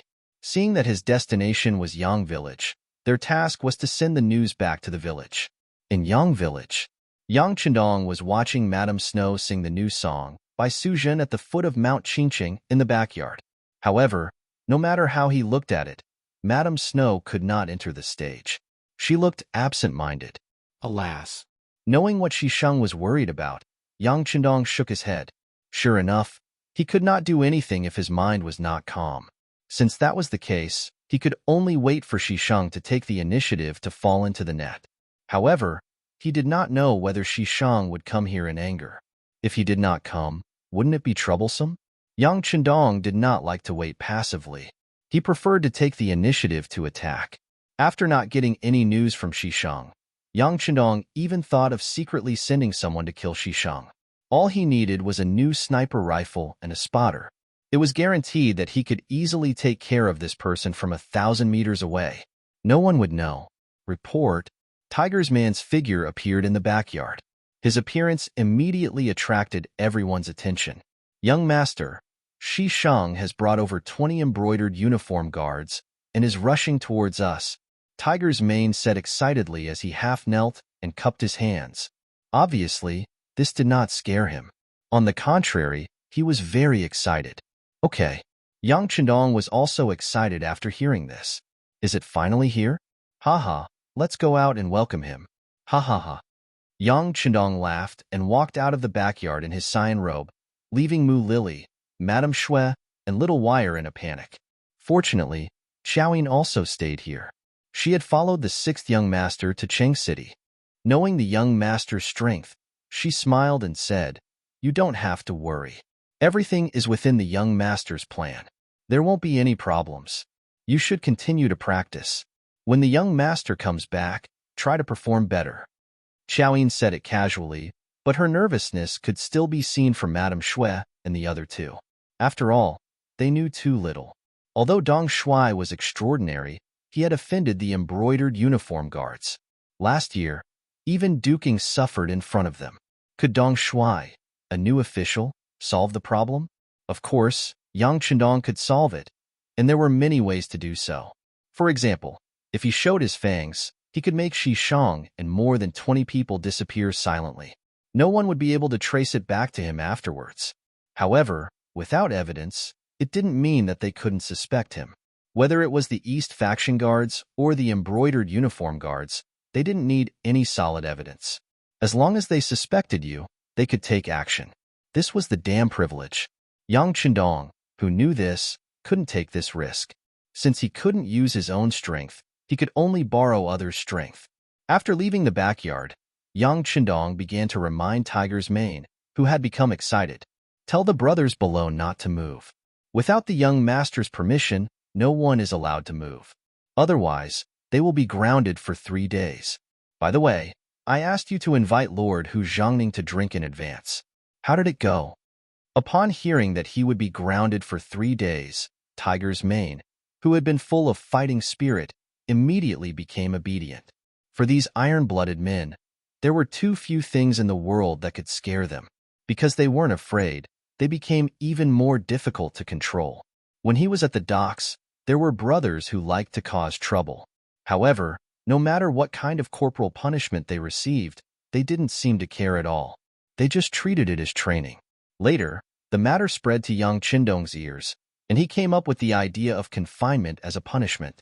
However, when people were locked up in a dark room for 3 days and had to eat and drink as usual, anyone who heard of this punishment was amused.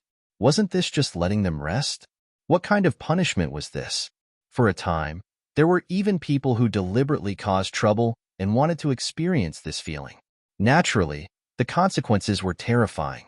No one spoke, no one paid attention to them, and they couldn't even see the slightest bit of sunlight for 3 days. Not many people could bear it. They roared, they cried bitterly, and they reflected on their mistakes. However, they could only be released after 3 days of confinement.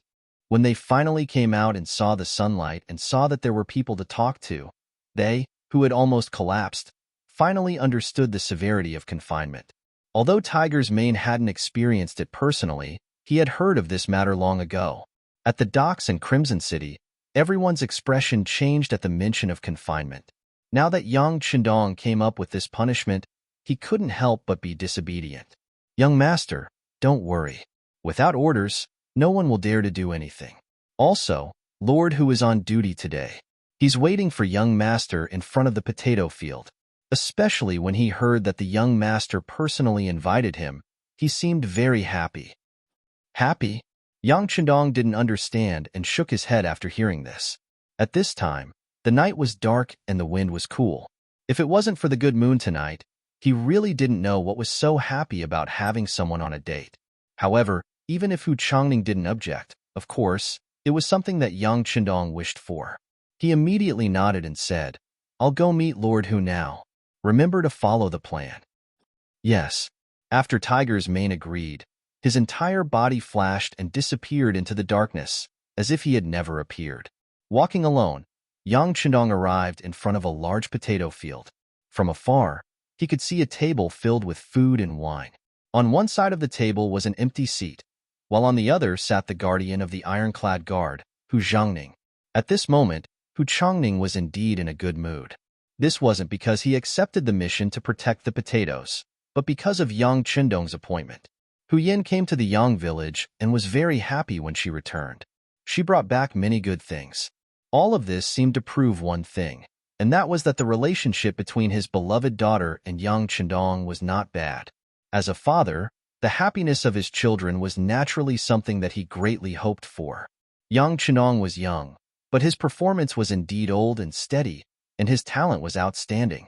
In addition, his family background was not bad. No matter how one looked at it, he was a good son-in-law.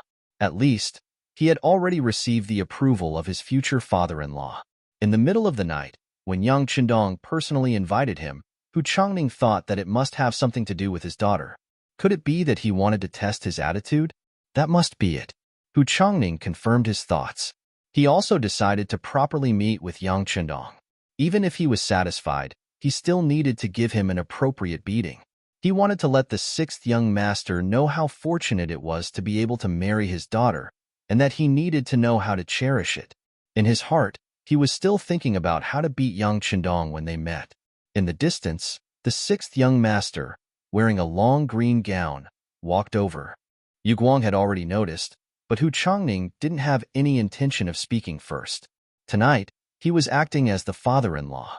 No matter what, he had to be reserved. Hu Changning didn't speak, and Yang Chandong didn't have any intention of speaking either. He couldn't guess the other party's thoughts, and even more so, he didn't think that he had only met Hu Yin once, and it actually involved the discussion of marriage.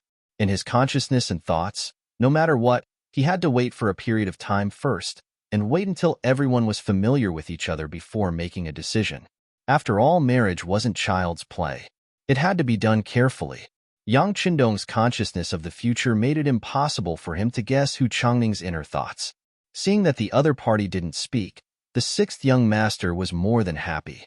What he wanted was to use the other party's identity and big shot to trick Shisheng. Before the main show started, he didn't know what to say. In this way, the two of them sat down like this. Then, without saying a word, they lowered their heads and drank like this. For a moment, the atmosphere was a little oppressive.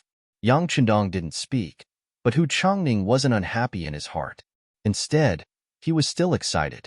This must be him thinking about how to phrase it. Hee, since it's like this, I won't say anything. I'll just wait for you to take the initiative to bring it up and give you an invisible pressure. In the future, when his daughter really marries into the family, he will have more dignity as the father-in-law. Hu Changning thought self-righteously, and wanted to use this to put pressure on Yang Chandong to show the power and means of his future father-in-law. It was this strange combination of thoughts that made the two of them have no intention of leaving even though they didn't say a word. The atmosphere was delayed under such subtle emotions. When they had drunk no less than 5 glasses of wine, Hu Changning was a little impatient. He couldn't help but mutter in his heart, this sixth young master's ability to keep his composure is pretty good. He can actually keep his composure. If this goes on, Can we still talk about serious matters tonight? Is it going to be like this for the whole night? If so, it doesn't matter if the other party is young, but I'm in my 40s after all. Isn't this tormenting me?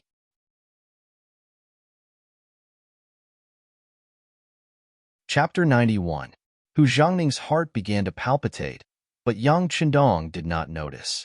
At this time, he was thinking, after scheming against Xisheng tonight, what would his brother, Shi Ning, do if he found out? How would he put out the fire? How would he do it step by step? He must have offended them, but how could he not find an opportunity to get angry? As for that Wang Zhen, would he step in and interfere? Would he be forced to make a move under the influence of benefits? What if Wang Zhen did not care? If that was the case, he could only take the risk and get rid of Shi Ning and Xisheng early. But if he did that, it would be impossible for him not to attract attention. Yang Qindong was still thinking, but Hu Zhangning had been holding back for a long time. Finally, he could not take it anymore. After smacking his lips, he decided to take the initiative to speak. For the sake of his daughter's happiness, what was wrong with giving the other party a way out? Hu Zhangning had already thought of what to say and was slowly opening his mouth. At this time, the sound of running suddenly came from the distance. The sound of footsteps was especially loud in the dark night and attracted the attention of Yang Qindong and Hu Zhangning. Knowing that the person in question had appeared, Yang Qindong immediately reacted and shouted according to his plan. "Who are you? This is a place of great fortune. Stop." His voice was like thunder, and it was hard to imagine that it came from the mouth of a scholar like Yang Qindong. This shout was so loud that Hu Zhangning, who was at the side, only felt his eardrums hurt from the shock. How could he still think of asking anything? On the other hand, the newcomer was far away, so he wasn't affected much. Seeing a young man in green shouting there, he quickly responded, "Who are you?" "This official is Yang Qindong, the crown prince's horse servant." "Who are you?" "Stop." Yang Qindong had already seen the other party's attire with the help of the moonlight. He knew the other party's identity, but he still asked and shouted for the second time. The person who came was Xisheng. Since he was a Qianhu of the Embroidered Uniform Guard, the Embroidered Uniform Guards and the East Faction Guards wouldn't stop him. Since they were all part of the same system, he would still give them some face. Not to mention that Xisheng had rushed here with an anxious look on his face, giving people the impression that he had received an important mission. Therefore, no one would be foolish enough to stop him. Xisheng smoothly entered the interior of the Yangjia village. Along the way, he also learned about Yang Qindong's identity from his subordinates. It was just a matter of being promoted to a secondary class rank 5 official position because of the emperor's favor. There was nothing to be afraid of. Although he had Yang Rong as his father, that old man had been dead for many years. He was someone who could even bully the current Duke Ying. So why would he be afraid of a little brat? It was precisely because he knew Yang Qindong's background that Xisheng was no longer afraid. What he wanted was to find this person and teach him a lesson, letting him know his methods. Then, it would be much easier to ask him to hand over Madame Shui and the others. As soon as he entered the Yangjia village, he asked his colleagues where Yang Qindong was. When he learned that Yang Qindong was drinking with Hu Zhangning, he hurried over. Because he was too anxious, his subordinates were left dozens of meters behind him. When he came from afar, he heard a young man shouting. Then, when he knew that this person was his target, Yang Qindong, Xisheng was overjoyed. Without answering, he waved the embroidered spring saber in his hand and rushed straight to Yang Qindong. What are you doing?" Yang Qindong's eyes were fixed on Xisheng. He was going to deal with all changes by sticking to the status quo. When he saw that the other party didn't say anything and waved his saber, he stepped back first and shouted, "What are you doing? This is a place of great auspicious holy objects. I am also an official of the imperial court. The emperor personally appointed me as the crown prince. What are you going to do?" Yang Qindong's panic-stricken appearance was a perfect representation of a scholar who saw a soldier and was unable to reason with him. This scene was also seen by Hu Zhangning, who was at the side. The aftershock of the vibration of the eardrum was completely absorbed. At this moment, Hu Zhangning also realized that someone was going to harm Yang Qindong. How could he let it go? If something happened to the 6th young master, how could his daughter argue with him? Not to mention that he happened to be at the scene. Whether it was public or private, he had no reason to ignore it. Clang! The sword bestowed by the emperor was pulled out of the scabbard. Hu Zhongning jumped in a few big steps and stopped in front of the rushing Xisheng. Seeing that Yang Chendong was getting closer and closer, Xisheng's expression changed. Just as he was about to wave his saber, he recognized the person's identity with the help of the moonlight. He said, "So it is Lord Hu. I am Qinhu Xisheng. Why are you stopping me?" This voice was so familiar. At such a close distance, Hu Zhongning recognized the person's identity and couldn't help but be startled. What was going on? Why was it Xisheng? Hu Zhongning, who couldn't react quickly in his mind, was stunned there. Taking advantage of this opportunity, Xisheng flashed past him and continued to chase Yang Chendong in front of him. Xisheng didn't have the intention to kill. He also knew that if he killed Yang Chendong here, the consequences wouldn't be something he could bear. Even if his older brother Xining helped, there would be no avoiding a lawsuit. Therefore, he only wanted to scare the other party. As long as the other party admitted defeat and admitted his mistake, it would be enough to restore his face and reap enough benefits. In Xisheng's eyes, it was not difficult to do this. With his skill, wasn't it easy to catch a scholar who was close to him? Although Xisheng was domineering, his martial arts were not bad. At least he looked agile. On the other hand, Yang Chendong, who was being chased, had a panicked expression. He kept shouting and yelling, as if he would catch up at any time. However, it was precisely because Yang Chendong looked like he could be caught up at any moment that Xisheng was unable to succeed. There were several times when he was about to slash at Yang Chendong with the back of his saber, but for some reason, Yang Chendong managed to dodge. That person was still dodging randomly, as if the reason he could not hit him was that his luck was too good. Was Yang Chendong really that lucky? During this chase, he saw at least 7 or 8 openings that Xisheng revealed. If he wanted to, he could have beautifully seized the saber with his bare hands and killed the other party. However, he couldn't do this. The other party was the Qinhu of the embroidered uniform guard. No matter what the reason was, if he killed the other party in public, it would be a big mistake and he would be held accountable. He couldn't fight back. He could only escape and then find the best opportunity to dig a big hole for Xisheng. "Qinhu Shi, what are you doing? Are you openly killing an imperial court official? Stop it right now." In a flash, Xisheng jumped over him and rushed to Yang Chendong. This made Hu Zhongning break out in cold sweat. He shouted and wanted to chase after him. However, at this time, Xisheng's subordinates arrived. They naturally didn't dare to do anything because of Hu Zhongning's identity, but they could still stop him. Hu Zhongning, who found that he was surrounded, was anxious. He knew that he was outnumbered and couldn't find any opportunity. He immediately shouted into the darkness, "Little bastards, why don't you come out?" As soon as he shouted, at least 50 embroidered uniform guard rushed out of the darkness.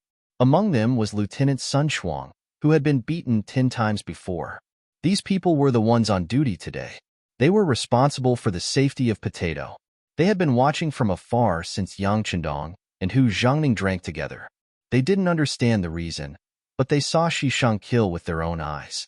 However, seeing that the people who came were also embroidered uniform guard, Sun Shuang and the others couldn't show up for a while. Who knew what had happened? They didn't want the divine armaments to fight and implicate them. But then, Hu Zhongning's shout came. With the orders of the superior, these people couldn't hide anymore. They all showed up in the darkness and surrounded the group of people brought by Xisheng. A wise man wouldn't fight when the odds were against him. Seeing that there were more people than them, Xisheng's subordinates began to scatter and flee. Some of them took the opportunity to rush into the protected potato field. For a time, countless bean seedlings were trampled, making a mess. Because of the appearance of Hu Zhongning's subordinates, the place became completely chaotic. And in this chaos, Xisheng finally grabbed Yang Chendong's arm and raised the embroidered spring saber in his hand high. No! Hu Zhongning, who was a few meters away, saw this scene clearly with the help of the moonlight.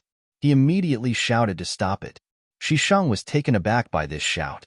At this moment, Yang Chendong, who was caught, suddenly moved his arm. He didn't know where the strength came from, but it made his right hand numb. Then, the saber fell down and landed on Yang Chendong's chest. Suddenly, a stream of bright red blood spurted out and sprayed on Xisheng's body, dyeing his flying fish robe red. At the same time, the green-clothed Yang Qindong fell to the ground in a timely manner. When Yang Qindong fell, the eyes of Hu Zhangning, who was chasing after Yang Qindong, had already turned red. He was unable to control his anger, and when he arrived behind Shishang, he stabbed out with his sword. Feeling a gust of cold wind behind him, Shishang habitually dodged to the side, but in the end, because of the potato vines under his feet, he was a beat too slow. It was because of this beat that his right leg was slashed by a long sword. The sharp sword immediately cut through a meridian, and Shishang painfully fell to the ground with a plop. "Tie him up." After stabbing Shishang, Hu Zhangning shouted loudly.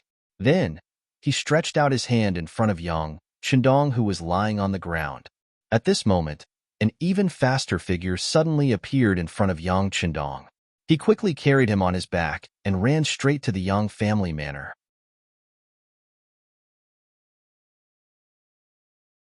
Chapter 92. The person who came was Tiger's man. He had been secretly observing the situation.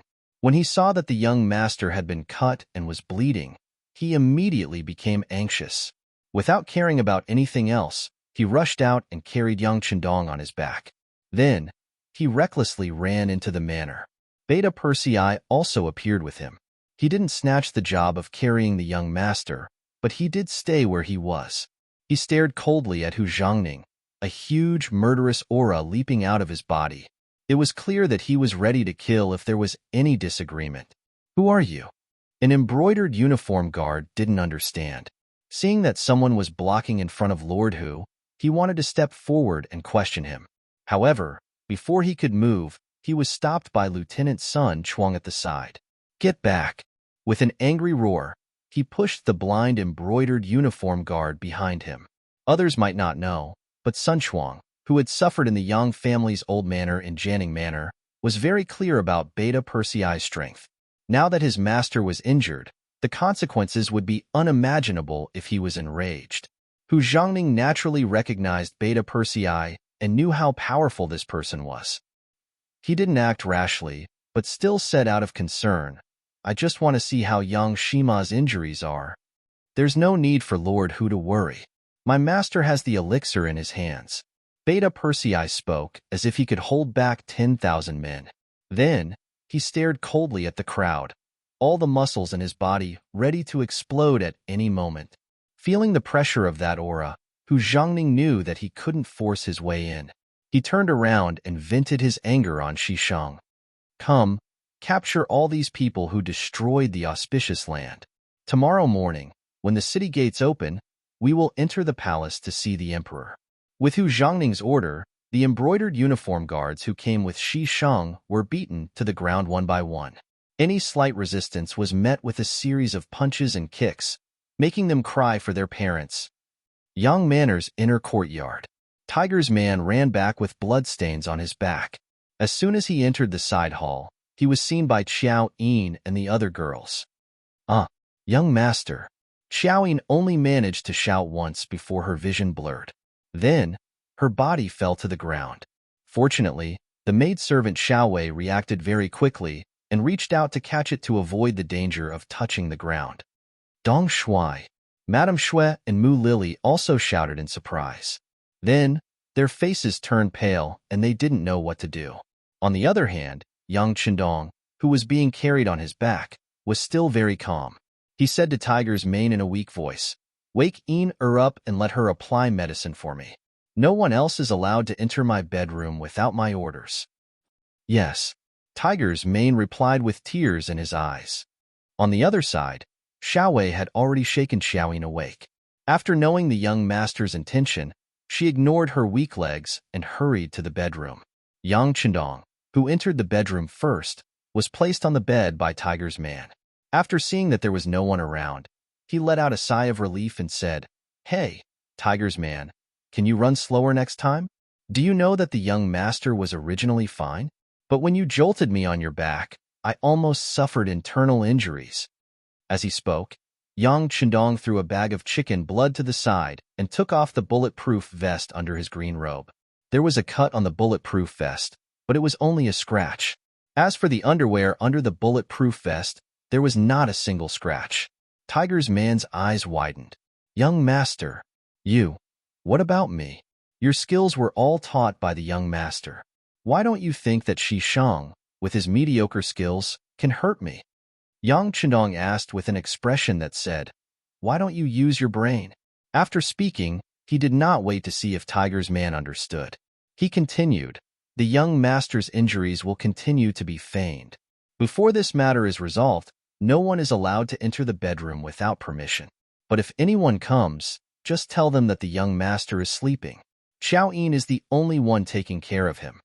After speaking, Yang Chendong waved his hand. Tiger's man left the bedroom in a daze. At that moment, Xiao Yin rushed over with tears in her eyes. Before she even entered the room and saw Yang Chendong, she began to cry loudly. Young master. He reached out to touch his forehead. The young master is fine. Don't cry like that. Otherwise, I'm afraid you'll scare him until he falls ill. Xiao Yin covered her small mouth with her hand. At this moment, her face was like a pear blossom in the rain. She saw that Yang Chendong had already bared his upper body, revealing his well-built muscles. It was so perfect, and he didn't look the least bit injured. At that moment, she did not care about the difference between men and women. She sprinted forward and gently stroked his bare chest with her small hand. Then, with a look of surprise, she said, Young master, are you the reincarnation of a god? Are you invulnerable? He was clearly covered in blood just a moment ago. How could he be completely fine now? This was simply unbelievable. The young master is not the reincarnation of a god, nor is he invulnerable. It was just a show. Yang Chendong smiled as he picked up the half-filled bag of chicken blood on the ground. Look, this is why you were bleeding just now. After Yang Chendong's detailed explanation, Xiao Yin realized that the young master was indeed not injured. It was something called a bulletproof vest that protected him. Everything was just a show. After learning the truth, Xiao Yin breathed a sigh of relief. Then, with a pleading tone, she said, Young master, can you promise Xiao Yin that you won't scare me again in the future? All right, don't do it again. Don't do it again. Yang Chendong laughed heartily. Then, he leaned forward and whispered in her ear, but you still have to act. Also needs to cooperate with the young master, understand? Xiao Yin's ear was tickled by that breath. She was already blushing and could only nod vigorously. As for what the young master said and what he wanted her to do, she probably could not hear clearly for a while. Outside the bedroom, Madame Shui, Mu Lily, and Little Wei were kneeling. Dong Shui was injured because of them. They were kneeling here to pray for Dong Shui and to get better soon. Otherwise, even if they died now, they would be too ashamed to face anyone. In the small courtyard outside the bedroom, Yang and Yang Si stood at the door. They were like two gatekeepers guarding the door, preventing anyone from coming in to peek. No matter how much Madame Shui begged, they could only shake their heads in disapproval. This time, the sixth young master was injured. As the family's guards, they were responsible. Now, they could not wait to receive the military order to kill Shishang. At this time, they were still full of anger. How could they be nice to others? No matter how beautiful Madame Shui was, at this time, in their eyes, she was nothing more than a pink skeleton. How was Yang Shima? Outside the small courtyard, Hu Zhangning rushed in with an anxious expression. Beside him was Lieutenant Sun Chuang. Stop. Seeing the two people coming, Beta Persei said unceremoniously. Hearing this, Hu Zhangning and Sun Chuang could not help but stand in place. This person had left a big shadow in their hearts. As soon as they saw this person, they could not help but feel weak in the knees. Looking at this person's ferocious face, no one dared to rush over. It was unknown when, but Tiger Ray had appearing directly opposite Hu Zhangning. Lord Hu. After cupping his fists in greeting, Hu Meng said in a booming voice, Young master is currently applying the medicine. Once the medicine takes effect, he will most likely fall asleep. Fortunately, the wound is not very deep. There should be no problem after a few days of recuperation. How is Shisheng now? First, he politely told them that the young master was fine, but it was not appropriate for them to visit him. Then, he turned the blame to Shisheng. It's good that young Xinma is fine. This is also my negligence. As for Xishang, he is currently imprisoned, and because the gates to the capital are closed, he cannot enter. Once the gates open at dawn, this lord will personally escort Xishang into the palace to meet his majesty. When the time comes, I will definitely give young Xinma an explanation, Hu Chongning said angrily. At this time, he hated Xishang to the core. Xishang took advantage of his brother's power and didn't put him, a superior, in his eyes. He even heard his future son-in-law, Yang Qindong. Just now, he had seen dozens of people running around in the fields. Who knew how many potatoes they had destroyed in that short period of time? He had to give an explanation for all of this. Then he could only use Xishang. Although he did not want to offend the eunuchs, he did not want to take the blame for no reason. Xishang was destined to be unlucky this time. Everything would depend on how much help his brother, Shi Ning, could give him. Xishang was going to be in trouble. Good. I hope Lord Hu can do as you say. As for here, I ask Lord Hu to go back first. My lord is asleep and will not see anyone. Tiger's man wanted Hu Zhongning to express his position. When he found out that the young master was only acting and wasn't really injured, the anger in his heart had lessened by a lot. If that wasn't the case, the brocade guards wouldn't have been able to stop them from snatching the victory, and the result would have been 1,000 cuts. Hu Zhongning wanted to ask if young Chundong's life was in danger. After all, from the scene at that time, he had lost a lot of blood. Now that he knew that young Xinma was fine, he was relieved. He knew that he had missed this opportunity, and it was not appropriate to force his way in. Moreover, whether or not he could force his way in was another matter. He could only cup his fists and say, "Thank you for your hard work. This official will take his leave first. I will visit young Xinma in 2 days." Hu Zhongning left. When he left, his complexion was obviously much better. Yang Qindong's life was not in danger. This matter could be salvaged. At least, his guilt was not so great. As for how this matter should be resolved, it needed to be decided by the emperor. It was not something that a fourth-rank official like him could decide. You're tuning into the Warrior Lore YouTube channel. Don't forget to subscribe and join us on this journey to catch the most captivating stories.